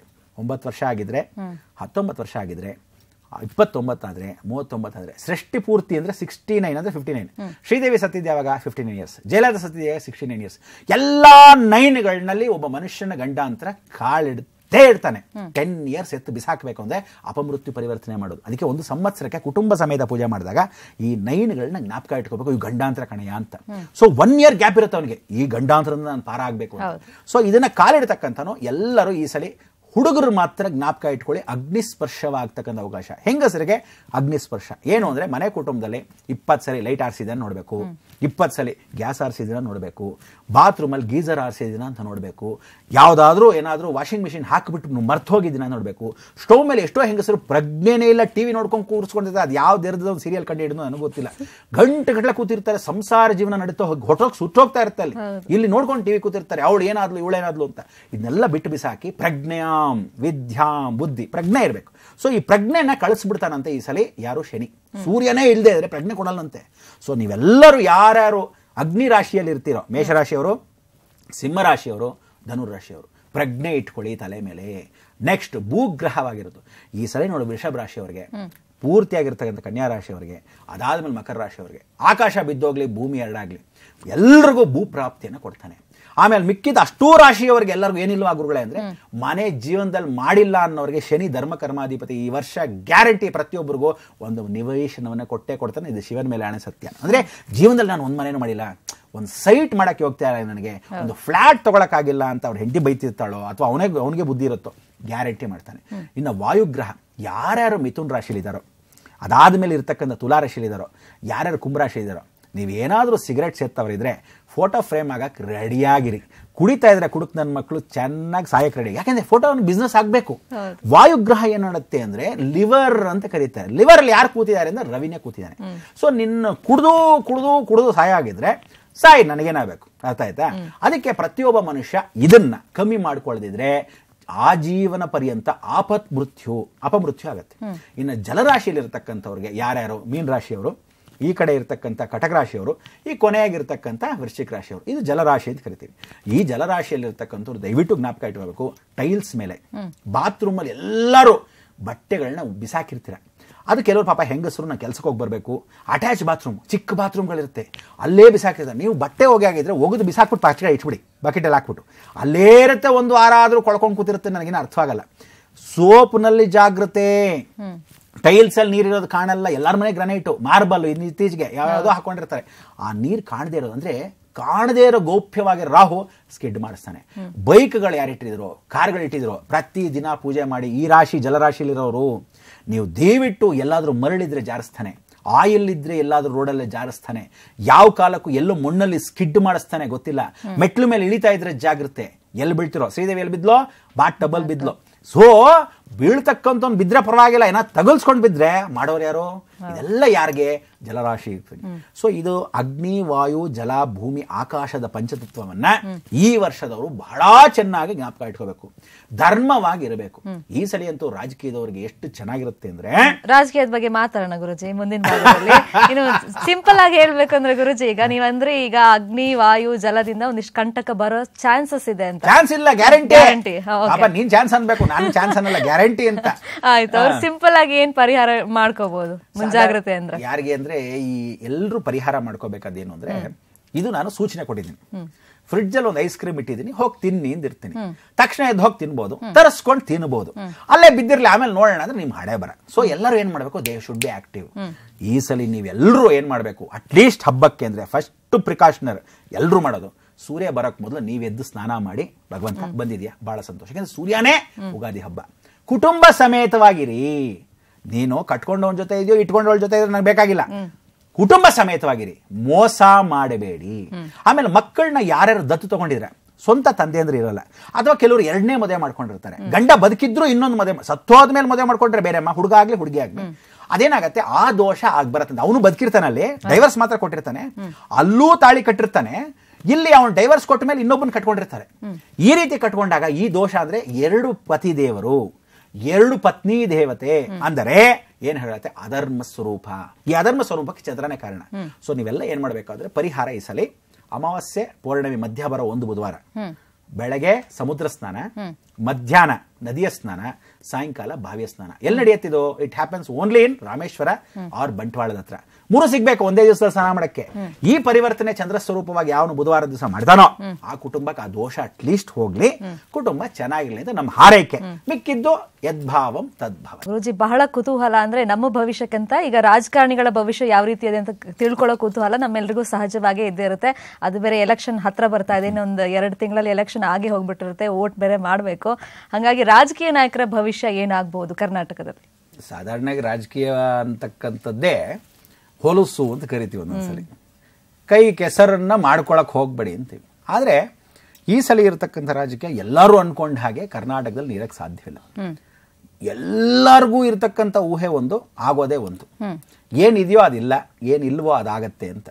So ಇಲ್ಲಿ ಆಗ್ತಕ್ಕಂಥ ವಿಶೇಷತೆ ಏನು ಅಂದ್ರೆ, ಮಿಶ್ರ ಸರ್ಕಾರ ಅಂತ ಕರೀತಕ್ಕಂಥ ಮೊದಲಿಂದ ಮಾತಾಡ್ಕೊಂಡ್ ಬಂದಿದೆ, ಬೆರ್ಕೆ ಸಂಸಾರ. ಈ ಬೆರ್ಕೆ ಸಂಸಾರದಲ್ಲೂ ಏನು ಅಂದ್ರೆ ದುಡ್ಡು ಎಷ್ಟು ಪೋಲಾಗ್ತಾ ಇರುತ್ತೆ ಅಂದ್ರೆ, ವಕ್ರ ಬುಧ ಜ್ಞಾಪಕ ಇಟ್ಕೋ. ಏನಳ ವಕ್ರ ಬುಧ. ಆ 2,000 ರೂಪಾಯಿ ನೋಟ್ ಎಲ್ಲೆಲ್ಲಿ ಹೋಗಿರುತ್ತೋ, ಈಗಲೂ ರಾತ್ರಿ ಬೆಳಗ್ಗೆ ಎಲ್ಲ ಹಚ್ತಾ ಇದಾರೆ ಹೋಲ್ಸೇಲ್ ಆಗಿ. ಈ ದುಡ್ಡೆಲ್ಲ ಎಲ್ಲ ಬರುತ್ತೆ ಅಂತ ಯಾವನು ಕೇಳೋನೇ ಇಲ್ಲ. ಆದರೂ ಅಲಕ್ಷ್ಮೀ ನಿತ್ಯ, ಲಕ್ಷ್ಮೀನ್ ಹೇಳ್ತಾಳೆ, ಕಾಲಚಕ್ರ ತಿರುಗಿಸ್ತೀನಿ. ಮೊದಲನೇದಾಗಿ ಒಂದು ಕುಟುಂಬ, 2ನೇದು, 3ನೇದು, 4ನೇದು. ಮೊದಲನೇ ವಂಶ ಅವನು ಹೇಳ್ತಾನಂತೆ, ಏನ್ ಹೇಳ್ತಾನೆ ಅಂದ್ರೆ ಜಗನ್ಮಾತೆ ಅಂತ ಪೂಜೆ ಮಾಡ್ತಾನೆ. ಒಬ್ಬನೇ ಅವನು ದುಡ್ಡು ಗಿಡ್ಡು ಸಂಪಾದನೆ ಮಾಡೋ ಜಗನ್ಮಾತೆ. 2ನೇ ಅವನು ಸಂಸಾರಕ್ಕೆ ಸೇರಿಸ್ಕೊಂತಾನೆ, ಅಮ್ಮ ಅಂತ ಪೂಜೆ ಮಾಡ್ತಾನೆ. 3ನೇ ಅವನು ಹೆಂಡತಿ ಅಂತ ತಾತ್ಸಾರವಾಗಿ ಆ ದುಡ್ಡನ್ನ ಎಲ್ಲೋ ಬಿಸಾಕ್ತಾನೆ. ಇನ್ನೊಬ್ಬನು ಕೊನೆಗೆ ಇರ್ತಕ್ಕಂಥ ವೈಶ್ಯ ಅಂತ ಎತ್ತು ಬಿಸಾಕಿ ಜೂಜು ಹಾಕ್ತಾನೆ. ಹಾಗೆ ಈ ದುಡ್ಡನ್ನ ಎಷ್ಟು ಮಟ್ಟಿಗೆ ಯಾರು ಕಾಲಚಕ್ರವನ್ನು ತಿರುಗಿಸ್ತಾರೋ, ಯಾವ ರೀತಿ ದುರುಪಯೋಗ ಪಡಿಸ್ಕೊಂತಾರೋ, ಅಪಾತ್ರ ದಾನವನ್ನ ಮಾಡಬೇಡ ಅಂತ ಹೇಳ್ತಾನೆ. ಸೊ ಈ ಸಲ ಏನು ಅಂದ್ರೆ, ಎಲ್ರಿಗೂ ನಾನು ಹೇಳೋದು, ದೇವಸ್ಥಾನಕ್ಕೆ ಹೋಗಿ ಬಂದ ತಕ್ಷಣ ಏನ್ ಮಾಡ್ತೀರಾ, ಫಸ್ಟ್ ಭಿಕ್ಷದವ್ರಿಗೆ ಹೊರಗಡೆ ಬಂದ ತಕ್ಷಣ ಭಿಕ್ಷೆ ಹಾಕ್ತೀರಾ, ಹಾಕಬಾರ್ದು, ಎಲ್ಲೂ ಇಲ್ಲ ಅದನ್ನ. ಅಕಸ್ಮಾತ್ ಅದೆರದವನು ಕುಡ್ದ ಅಂತ ಇಟ್ಕೋ, ಕುಡ್ದಿದ್ದ ಫಲ ನಮಗೆ ಹೊರತು ಅಪಾತ್ರ ದಾನ. ಅಪಾತ್ರ ದಾನವನ್ನ ಮಾಡೋ ಬದಲು ನಿಂಗೆ ಹಸುವಾಗಿದೆ ಊಟ ಹಾಕು, ಚಳಿ ಆಗಿದೆ ರಗ್ ಕೊಡು, ಇನ್ನೇನಾದ್ರೂ ಬೇಕಾ ಅದನ್ನು ವ್ಯವಸ್ಥೆ ಮಾಡೇ ಹೊರತು ಅವನು ಆ ಥರ ಯಾವ ಕಾಲಕ್ಕೂ ಭಿಕ್ಷದವನು ಯಾವ ರೀತಿ ಮಾಡಬಾರ್ದು. ಅದಕ್ಕೆ ಇವ್ರು ಕೊಡ್ತಕ್ಕಂಥ ದುಡ್ಡು ಅಪಾತ್ರಗಳಿಗೆ ಹೋಗ್ತಕ್ಕಂಥ ಅವಕಾಶಗಳನ್ನ ಜಾಸ್ತಿ ಮಾಡ್ಕೊಂತಾರೆ. ಆಮೇಲೆ ಇವ್ರು ಯಾರ್ಯಾರು ಎಲ್ಲಿ ದುಡ್ಡು ಸುರಿತಾರೋ ಅವ್ರಿಗಂತೂ ತಿಂತಾರೆ ಹೊರತು ಎಲ್ಲಾ ಕಡೆ ತಿಂದು ಯಾರು ಓಟ್ ಹಾಕೋಲ್ಲ. ಈ ಸಲ ಯಾಕೆ ಅಂದ್ರೆ ಧರ್ಮಾಧಿಪತಿ ಜ್ಞಾಪಕ ಇಟ್ಕೊ. ಈ ಸಲ ರಾಜಕೀಯದವನು ಯಾವನೇ ಇರಲಿ, ಅವ್ನು ದೊಡ್ಡವನಿಂದ ಹಿಡಿದು ಆರ್ಡಿನರಿ ಒಬ್ನು ಡಬ್ಬ ನನ್ನ ಮಗ ಇರಲಿ, ಅಂತ ಎಲ್ಲಾ ರಾಜಕಾರಣಿಗಳು ಈತಂತ ಗ್ಯಾರಂಟಿ ಧರ್ಮವಾಗಿ ಯಾರಿದಾರೋ, ನೀನು ಅನ್ಕೊಳ್ದೇ ಇರತಕ್ಕಂಥ independent candidates will be more. ನೀನು ಅನ್ಕೊಳ್ದೇ ಇರತಕ್ಕಂಥ ಒಳಗಡೆ ಎಷ್ಟೋ ಒಳ್ಳೆ ಕೆಲಸಗಳು ಮಾಡಿರತಕ್ಕಂಥವ್ರು, ನಿಜವಾಗ್ಲೂ ಒಳ್ಳೆ ಸದ್ಭಾತಿಯನ್ನು ಮಾಡ್ತಕ್ಕಂಥವ್ರು ಗೆಲ್ತಾರೆ. ಯಾರ್ಯಾರು ದುರಹಂಕಾರ ಪಟ್ಟಿರ್ತಾರೆ, ನಾನಲ್ಲ ಶನೇಶ್ವರ ಹಾಕಿ ತೊಳೆದು ಬಿಡೋದು ಗ್ಯಾರಂಟಿ. ಸೊ ಅದರಲ್ಲಿ ಈ ಸಲ ಬರ್ತಕ್ಕಂಥದ್ರಲ್ಲಿ ಕುಮಾರಸ್ವಾಮಿ ಆರೋಗ್ಯವನ್ನು ಬಹಳ ಚೆನ್ನಾಗಿ ನೋಡ್ಕೋಬೇಕು. ಏನ್ ಹೇಳೋ, ಆರೋಗ್ಯ ಬಹಳ ಚೆನ್ನಾಗಿ ನೋಡ್ಕೋಬೇಕು. ಎಲ್ಲಿವರೆಗೂ ನೋಡ್ಕೋಬೇಕು, ನಮ್ಮ ಪೂರ್ತಿಯಾಗಿರ್ತಕ್ಕಂಥ ಸೆಪ್ಟೆಂಬರ್ 22 ನೋಡ್ಕೋಬೇಕು. ಅಷ್ಟರಲ್ಲಿ ಎಲೆಕ್ಷನ್ ಆಗೋಗುತ್ತೆ. ಆದ್ರೆ ಉಳಿದಿರತಕ್ಕಂಥ ವ್ಯವಸ್ಥೆ ಅವ್ಯವಸ್ಥೆ ಆಗ್ತಕ್ಕಂಥ ಏನಂದ್ರೆ, ನಮ್ಮಲ್ಲಿ ಈ ವರ್ಷ 2 ಚೀಫ್ ಮಿನಿಸ್ಟರ್ ಆಗ್ತಾರೆ ಅಂತ. ಏನ್ ಹೇಳ ಅಂದ್ರೆ, ಹೇ ವಿಳಂಬಿಯಲ್ಲಿ 2 ಮುಖ್ಯಮಂತ್ರಿ ಆಗ್ತಾರೆ ಅನ್ನೋದೇ ಜಗತ್ತು. 2 ಮುಖ್ಯಮಂತ್ರಿ ಹೆಂಗಂತಾರೆ, ಒಬ್ಬರು ಅಕಸ್ಮಾತ್ ಮುಖ್ಯಮಂತ್ರಿ ಆಗಿ ನೆಗೆದು ಬಿದ್ದು ಹೋಗ್ಬೋದು, ಇನ್ನೊಂದು ಮುಖ್ಯಮಂತ್ರಿಗೆ ಇಮಿಡಿಯೇಟ್ ಆಗಿ ಪಟ್ಟ ಬರಬಹುದು. ಸೊ ಈ ತರದ ಅವಕಾಶಗಳನ್ನ ಶನಿ ಮಂಗಳ ಗ್ರಹ ಮಾಡೋದು ಗ್ಯಾರಂಟಿ, ಇದು ಶಿವನ ಮೇಲಾಣ ಸತ್ಯ. ಅದಕ್ಕೋಸ್ಕರ ಈ ರೀತಿ ಮಾಡ್ತಕ್ಕಂಥ ಅವಕಾಶಗಳನ್ನ ನಮ್ಮಲ್ಲಿ ಪರಿವರ್ತನೆ ಮಾಡೋದು ಯಾರು? ಗುರು ಒಬ್ಬನೇ. ಸೊ ಯಾರಿಗೆ ಹೇಗೆ ಮಾಡ್ತಾನೋ, ಯಾವ ರೀತಿ ಮಾಡ್ತಾನೋ, ಡೆಪ್ಯೂಟಿ ಸಿ ಎಂ ಅಲ್ಲ, ಚೀಫ್ ಮಿನಿಸ್ಟರ್. ಅಂದರೆ ಒಂದೇ ವರ್ಷದಲ್ಲಿ ಇಷ್ಟಿಷ್ಟು ಬೇಗ ಸಿ ಎಂಗಳು ಚೇಂಜ್ ಆಗ್ಬಿಟ್ರೆ. ಅಂದರೆ ಪ್ರೈಮ್ ಮಿನಿಸ್ಟರ್ ಆ ಕಾಲದಲ್ಲಿ ಏನಾಗಿತ್ತು, ಚಂದ್ರಶೇಖರ್ ಎಷ್ಟು ದಿವಸಕ್ಕಿದ್ರು ಒಂದೇ ತಿಂಗಳಿಗೆ ಅವಕಾಶ, ಸುಮ್ಮನೆ ಹಂಗೆ ಬಂದು ಹಂಗೆ ಹೊಟ್ಟೋದು, ಏನು ಮಾಡೋಕ್ಕೆ ವಿಧಿ ಇಲ್ಲ. ಕೊನೆಗೆ ಇನ್ನೇನು ನರಸಿಂಹರಾವ್ ಆದಮೇಲೆ ಆ ಕಡೆ ಇರತಕ್ಕಂಥ ಸಮಯದಲ್ಲಿ ಚೇಂಜ್ ಆಗಬೇಕು ಅಂತ ಯಾರೋ ಒಬ್ಬರಿದ್ದಾಗ ಇವ್ರುಗಳು ಹಾಕಬೇಕು. ಸೊ ಇದೆಲ್ಲ ನಡೀಬೇಕಾದ್ರೆ ಇಂಥ ಒಂದು ಸಮಯ ಒಂದೇ ವರ್ಷದಲ್ಲಿ ಸಾಯಬೇಕು ಅಂತ ಅಲ್ಲದೆ ಇದ್ರೂ ನಡೀಲೇಬೇಕು. ಒಬ್ಬ ಮನುಷ್ಯನ ಇಳಿಸ್ಬಿಟ್ಟಾದ್ರೂ ಇನ್ನೊಬ್ಬನ ಕೂಡಿಸ್ತಕ್ಕಂಥ ಅವಕಾಶಗಳು ಹೇಗಾದ್ರೂ ಆಗ್ಬೋದು. 2 ಮುಖ್ಯಮಂತ್ರಿಗಳ ಅವಕಾಶ ಕರ್ನಾಟಕಕ್ಕೆ. ಆಮೇಲೆ ದ್ವಿಕಲತ್ರ ಯೋಗ ಇರೋದ್ರಿಂದ ಯಾವ ಕಾಲಕ್ಕೂ ಎಲ್ಲಾ ಪಕ್ಷಗಳು ಕಿತ್ತೋಗೋ ಚಾನ್ಸಸ್ ಉಂಟು. ಅಂದ್ರೆ ಪಕ್ಷನೇ ಫಾರ್ಮೇಶನ್ ಆಗಿಲ್ಲ ಅಂತ ಇಟ್ಕೋ, ಪ್ರೆಸಿಡೆಂಟ್ ರೂಲ್ ಅವಕಾಶನೂ ಆಗ್ಬಿಡುತ್ತೆ. ಸೂರ್ಯನ ಮೇಲೆ ಇನ್ ಕೇಸು ಯಾವ ಕಾಲಕ್ಕೂ ಗುರು ಬಂದುಬಿಟ್ರೆ ಪ್ರೆಸಿಡೆಂಟ್ ರೂಲು ಕಿತ್ತಾಡ್ತಾರೆ, ಜಗಳಗಳಾಡ್ತಾರೆ, ಬೆಂಕಿಗಳನ್ನ ಹಚ್ತಾರೆ. ಈ ಸಲ ಅಂತೂ ಮರ್ಡರ್ಗಳು ಸಿಕ್ಕಾಪಟ್ಟೆ. ಪೊಲೀಸ್ ಡಿಪಾರ್ಟ್ಮೆಂಟ್ಗೆ ಎಲ್ಲಾರ್ಗೂ ಸಿಕ್ಕಾಪಟ್ಟೆ ಕೆಲಸ ಇರುತ್ತೆ, ಆದ್ರೆ ಎಲ್ಲ ಕೆಲಸ ಮಾಡೋದೇ ಇರೋರು ಬಹಳಷ್ಟು ಜನ ಆಗ್ತಾರೆ. ಅಂದ್ರೆ ಯಾರು ಸದ್ವಿನಿಯೋಗವನ್ನ ಮಾಡದೇ ಇರತಕ್ಕಂಥ ಅವಕಾಶಗಳು ನಡೀತಾರೆ. ಹಾಸ್ಪಿಟ್ಲಲ್ಲಿ ಸಿಕ್ಕಾಪಟ್ಟೆಗಳು ಏನು ಬೇಕು ಹಾಸ್ಪಿಟಲ್ ಡಾಕ್ಟರ್ಗಳಿಗೆ, ಪೇಷಂಟ್ ಮೇಲೆ ಪೇಷಂಟು, ಆದರೆ ಪೇಷಂಟ್ಗಳು ಕೆಲಸ ಮಾಡೋಕ್ಕಾಗಲ್ಲ. ಅಂದರೆ ಡಾಕ್ಟರ್ಗಳೇ ಸಾಲದೆ ಬರತಕ್ಕಂಥ ಅವಕಾಶಗಳು ಇಂಥದ್ದು ನಡೆಯುತ್ತೆ. ಸೊ ಇದೆಲ್ಲ ನಡೀತಕ್ಕಂಥ ರಾಜಕೀಯದಲ್ಲಿ ಈ ಗೊಂದಲಗಳನ್ನ ವ್ಯವಸ್ಥೆ ಮಾಡ್ತಕ್ಕಂಥವ್ನು ರವಿ. ಅಂದರೆ ರಾಜಕೀಯ, ಶನಿ ಅಂದರೆ ರಾಜಕೀಯ. ರವಿ ಒಳ್ಳೆ ಪೊಸಿಷನ್ ಕೊಡ್ತಾನಂತೆ, ಶನಿ ಸ್ಥಿರವಾದ ರಾಜಕೀಯವನ್ನು ಕೊಡ್ತಾನೆ. ರವಿ ಶನಿ ಇಬ್ರು ಇದ್ರೆ ಫ್ರಂಟ್ ಲೈನ್ ನಲ್ಲಿ ಕಾಣ್ತಾರೆ ನರೇಂದ್ರ ಮೋದಿ ತರ. ಆದ್ರೆ ಕಾಣದೇ ಇರತಕ್ಕಂಥ ಇಬ್ರು ಒಬ್ರಿಗೊಬ್ರು ಒಂದೇ ಮನೆಯ ಕುಟುಂಬದಲ್ಲಿ ಬಾಂಧವ್ಯ ಬೆಳೆಸ್ಬಿಟ್ರೆ ಎಂಥ ಘಟನೆ ಆಗ್ಬೋದು. ಅಂದ್ರೆ ಇವತ್ತಿನ ದಿವಸ ಅದನ್ನ ಸಿಂಪಲ್ ಆಗಿ ನಿಂಗೆ ಹೇಳ್ಬೇಕು ಅಂದ್ರೆ, ನರೇಂದ್ರ ಮೋದಿ ವಿಶೇಷವಾಗಿ ಅಡ್ವಾಣಿ ಹೇಗಿದ್ದಾರೆ, ಬಹಳ ಚೆನ್ನಾಗಿದ್ರು ಗುರುವೇ ಅಂತ, ಇವ್ರು ಬಹಳ ಚೆನ್ನಾಗಿದ್ದಾರೆ ಶಿಷ್ಯ ಅಂತ. ಇವತ್ತು ಒಬ್ರಿಗೊಬ್ರು ಮಾತಾಡ್ತಿಲ್ಲ ಅಂತ ಪರಿಸ್ಥಿತಿ. ಈಗ ಅಕಸ್ಮಾತ್ ಸಮ್ಮಿಲನವಾದ್ರೂ ದೇವೇಗೌಡರು ಕರೆದು ಒಂದು ಪಕ್ಷದವ್ರನ್ನ ವ್ಯವಸ್ಥೆ ಮಾಡಿ ನನ್ನ ಮಗ ಆಗ್ಲಿ ಅಂತ ವ್ಯವಸ್ಥೆ ಮಾಡಿರ್ತೀನಿ ಇಟ್ಕೋ, ಕೊನೆ ಮೂಮೆಂಟ್ ಅಲ್ಲಿ ಯಾರ ಕರೆದು ಚೇಂಜ್ ಮಾಡಿಸ್ಬೋದು. ಯಡಿಯೂರಪ್ಪ ಅವ್ರು ಅಕಸ್ಮಾತ್ ಚೀಫ್ ಮಿನಿಸ್ಟರ್ ಆಗಬೇಕು ಅಂತ ಇಟ್ಕೋ, ಯಡಿಯೂರಪ್ಪ ಚೀಫ್ ಮಿನಿಸ್ಟರ್ ಆಗೋಷ್ಟರಲ್ಲಿ ಶಿಫ್ಟ್ ಮಾಡ್ಬಿಟ್ಟು ಯಡಿಯೂರಪ್ಪ ಅಲ್ವೇ ಅಲ್ಲ, ನಾವು ಕ್ಯಾನ್ವಾಸ್ಗೆ ಮಾತ್ರ ಮಾಡಿದ್ವಿ, ಬೇರೆಯವರು ಅಂತ ಅಂದ್ಬಿಡ್ತಾರೆ. ಅಂದ್ರೆ ಇದು ಎನಿಥಿಂಗ್ ಮೇ ಹ್ಯಾಪನ್. ಸೊ ಇದೆಲ್ಲ ಆಗ್ತಕ್ಕಂಥ ಅವಕಾಶಗಳು ಯಾರಿಂದ ಅಂದ್ರೆ ಸಾಕ್ಷಾತ್ ಕುಜ ಮತ್ತೆ ಶನಿ ಒಂದೇ ಮನೇಲಿ ಕೂತ್ಕೊಂಡಾಗ ಈ 48 ದಿವಸ ಏನಂತಿದೆ ಅದೆಲ್ಲ ಅಪಮೃತ್ಯು ಸಂಕೇತವಾಗಿರೋದ್ರಿಂದ, 2 ಶತ್ರುಗ್ರಹ ಆಗಿರೋದ್ರಿಂದ ನೀನ್ ಆ ಕಡೆ ನೀನ್ ಈ ಕಡೆ ಒಂದೇ ಪಾರ್ಟಿಲಿ ಕೂರಿಸ್ಕೊಂಡು, ಅಂದ್ರೆ ಎಲ್ಲಿ ಅಂದ್ರೆ ನೀನು ಕಾಂಗ್ರೆಸ್ ಅಂದ್ರೆ ಎಲ್ಲಾರು ಶತ್ರುಗಳೇ. ಇವತ್ತು ಖರ್ಗೆನೂ ಮುಂದೆ ಎದ್ದಿದ್ದಾರೆ, ಏನಕ್ಕೆ ಕೇಣಿ ಸೇರಿಸ್ಕೊಂಡ್ರಿ ಅಂತ. ಅಂದ್ರೆ ಈ ತರದ ಘರ್ಷಣೆಗಳು ರಾಜಕೀಯದಲ್ಲಿ ಒಂದೇ ಕಡೆ ಅಲ್ಲ, ಎಲ್ಲಾ ಕಡೆ ನಡೆಯುತ್ತೆ. ಜೂನ್, ಜುಲೈ, ಆಗಸ್ಟ್ ಮಹಾಮೃತ್ಯು ಏನ್ ರಾಜೀವ್ ಗಾಂಧಿಗೆ ನಡೀತು ಆ ತರದ ವ್ಯವಸ್ಥೆ ಈ ಸಲ ದೊಡ್ಡ ವ್ಯಕ್ತಿಗಳಿಗೂ. ಸೊ ಅದಕ್ಕೆ ಎಷ್ಟೋ ಜನಕ್ಕೆ ನಾನು ಪ್ರತಿ ಸಲ ಟಿವಿಲಿ ಕೂತ್ಕೊಂಡಾಗ ಇವ್ರ ಗಂಡಾಂತರ ಅವ್ರ ಗಂಡಾಂತರ ಅಂದ್ರೆ ಏನ್ ಮಾಡ್ತಾರೆ, ಇವ್ರುಗಳೇ ಗುರುಗಳು ಇದೇ ಕೆಲಸನಪ್ಪ ಅಂದ್ಕೊಂತಾರೆ. ಆದ್ರಿಂದ ಸಾಯ್ತಾನೇ ಇರ್ಲಿ, ನಾನು ತಲೆ ಕೆಡಿಸ್ಕೊಳ್ಳಲ್ಲ, ಸಾಯ್ತಾರೆ ಅಂತ ನನ್ನ ಮನಸ್ಸಲ್ಲಿ ಗೊತ್ತಿದೆ. ಮಾಧ್ಯಮದಲ್ಲಿ ನಾನು ಹೇಳ್ದಾಗ ಏನ್ ಮಾಡ್ತಾರೆ, ಮಾಧ್ಯಮದವ್ರು ಒಂದು 10 ದಿವಸ ತೋರಿಸ್ತಾರೆ, ಸದಾದ್ಮೇಲೆ ಮನ್ ತಿರುಗಿ ಕರೆಯೋದಿಲ್ಲ. ಗುರುಗಳು ನೀವು ಹೇಳಿದ್ ಕರೆಕ್ಟ್ ಅಂತ ಒಂದು ಪ್ರೋಗ್ರಾಮ್ ಮಾಡಲ್ಲ ನೋಡು, ಅದೇ ನಮಗೆ ಬೇಜಾರು. ಆದ್ರಿಂದ ಅಂತ ಅವ್ಯವಸ್ಥೆ ಆಗೋದ್ರಿಂದ ಇದನ್ನೆಲ್ಲ ಸರಿಪಡಿಸಕ್ಕಂಥ ಅವಕಾಶಗಳು ಯಾರಿಗೆ ಅಂದ್ರೆ ಈ ವರ್ಷದ ಯುಗಾದಿ ಎಲ್ಲರೂ ಧರ್ಮವಾಗಿರಿ. ಎಷ್ಟೇ ಜನ ನೀವು ಎಂತವರಾಗಿ ಇದ್ಕೊಳ್ಳಿ, ದೊಡ್ಡವರಾಗಲಿ ಸಣ್ಣವರಾಗಲಿ, ಅಧರ್ಮ. ಮೋದಿಗೆ ಇತ್ತೀಚೆಗೆ ನಾನು ಅನ್ನೋದು ಜಾಸ್ತಿ ಬರ್ತಾ ಇದೆ, ಅಹಂಭಾವ ಆಗ್ತಾ ಇದೆ. ಮೊದಲಾಗಿ ನಾನೇನೋ ಸರಿ ಮಾಡ್ತೀನಿ ಬಹಳ ಸಂತೋಷ. ಮೋದಿ ಮಾಡ್ತಾ ಇರತಕ್ಕಂಥದ್ರಲ್ಲಿ ನಾನತ್ವ ಜಾಸ್ತಿ ಬೆಳೆದಾಗ ಪರಿವರ್ತನೆ ಮಾಡಬೇಕು. ಸೊ ಇದನ್ನ ಸರಿಪಡಿಸ್ಕೊಂಡು ವ್ಯವಸ್ಥೆ ಮಾಡಿದ್ರೆ ನಾವೇನ್ ಮಾಡ್ಬೋದು ಅನ್ನೋ ತಿಳ್ಕೋಬೇಕು. ಸರಿ ಗುರುಜಿ, ಅಂದ್ರೆ ಧರ್ಮವಾಗಿರಿ ಅಂತ ನೀವು ಹೇಳಿದ್ರಿ, ಜೊತೆಗೆ ಎಲೆಕ್ಷನ್ ಅಲ್ಲಿ ಆರಿಸುವಾಗ ಒಳ್ಳೆ ನಾಯಕರನ್ನ ಆರಿಸಿ ಅಂತ ಮತದಾರರಿಗೂ ಇಲ್ಲ. ಸರಿ ಗುರುಜಿ, ಯುಗಾದಿ ಹಬ್ಬದಲ್ಲಿ ಯಾವ ರೀತಿ ಆಚರಣೆ ಮಾಡಬೇಕು, ಪೂಜಾ ಕ್ರಮಗಳೇನು ಅಂತ ತಿಳಿಸ್ಕೊಟ್ರಿ, ಧನ್ಯವಾದಗಳು ನಿಮಗೆ. ನೋಡಿದ್ರಲ್ಲ ವೀಕ್ಷಕರೇ, ಯುಗಾದಿ ಹಬ್ಬದ ಆಚರಣೆ ಯಾವ ರೀತಿಯಾಗಿ ಮಾಡಬೇಕು, ಅದಕ್ಕೆ ಮತ್ತೆ ಪೂಜಾ ವಿಧಿವಿಧಾನಗಳನ್ನ ಕ್ರಮಬದ್ಧವಾಗಿ ಯಾವ ರೀತಿ ಆಚರಣೆ ಮಾಡಬೇಕು ಅಂತ ಗುರುಜಿ ಸವಿಸ್ತಾರವಾಗಿ ನಮಗೆ ಮಾಹಿತಿಯನ್ನು ಕೊಟ್ಟಿದ್ದಾರೆ. ಇದೇ ಹೊತ್ತಿನ ವಿಶೇಷ ಕಾರ್ಯಕ್ರಮ. ನೋಡ್ತಾರೆ ನ್ಯೂಸ್ 18 ಕನ್ನಡ, ಸದಾ ನಿಮ್ಮೊಂದಿಗೆ.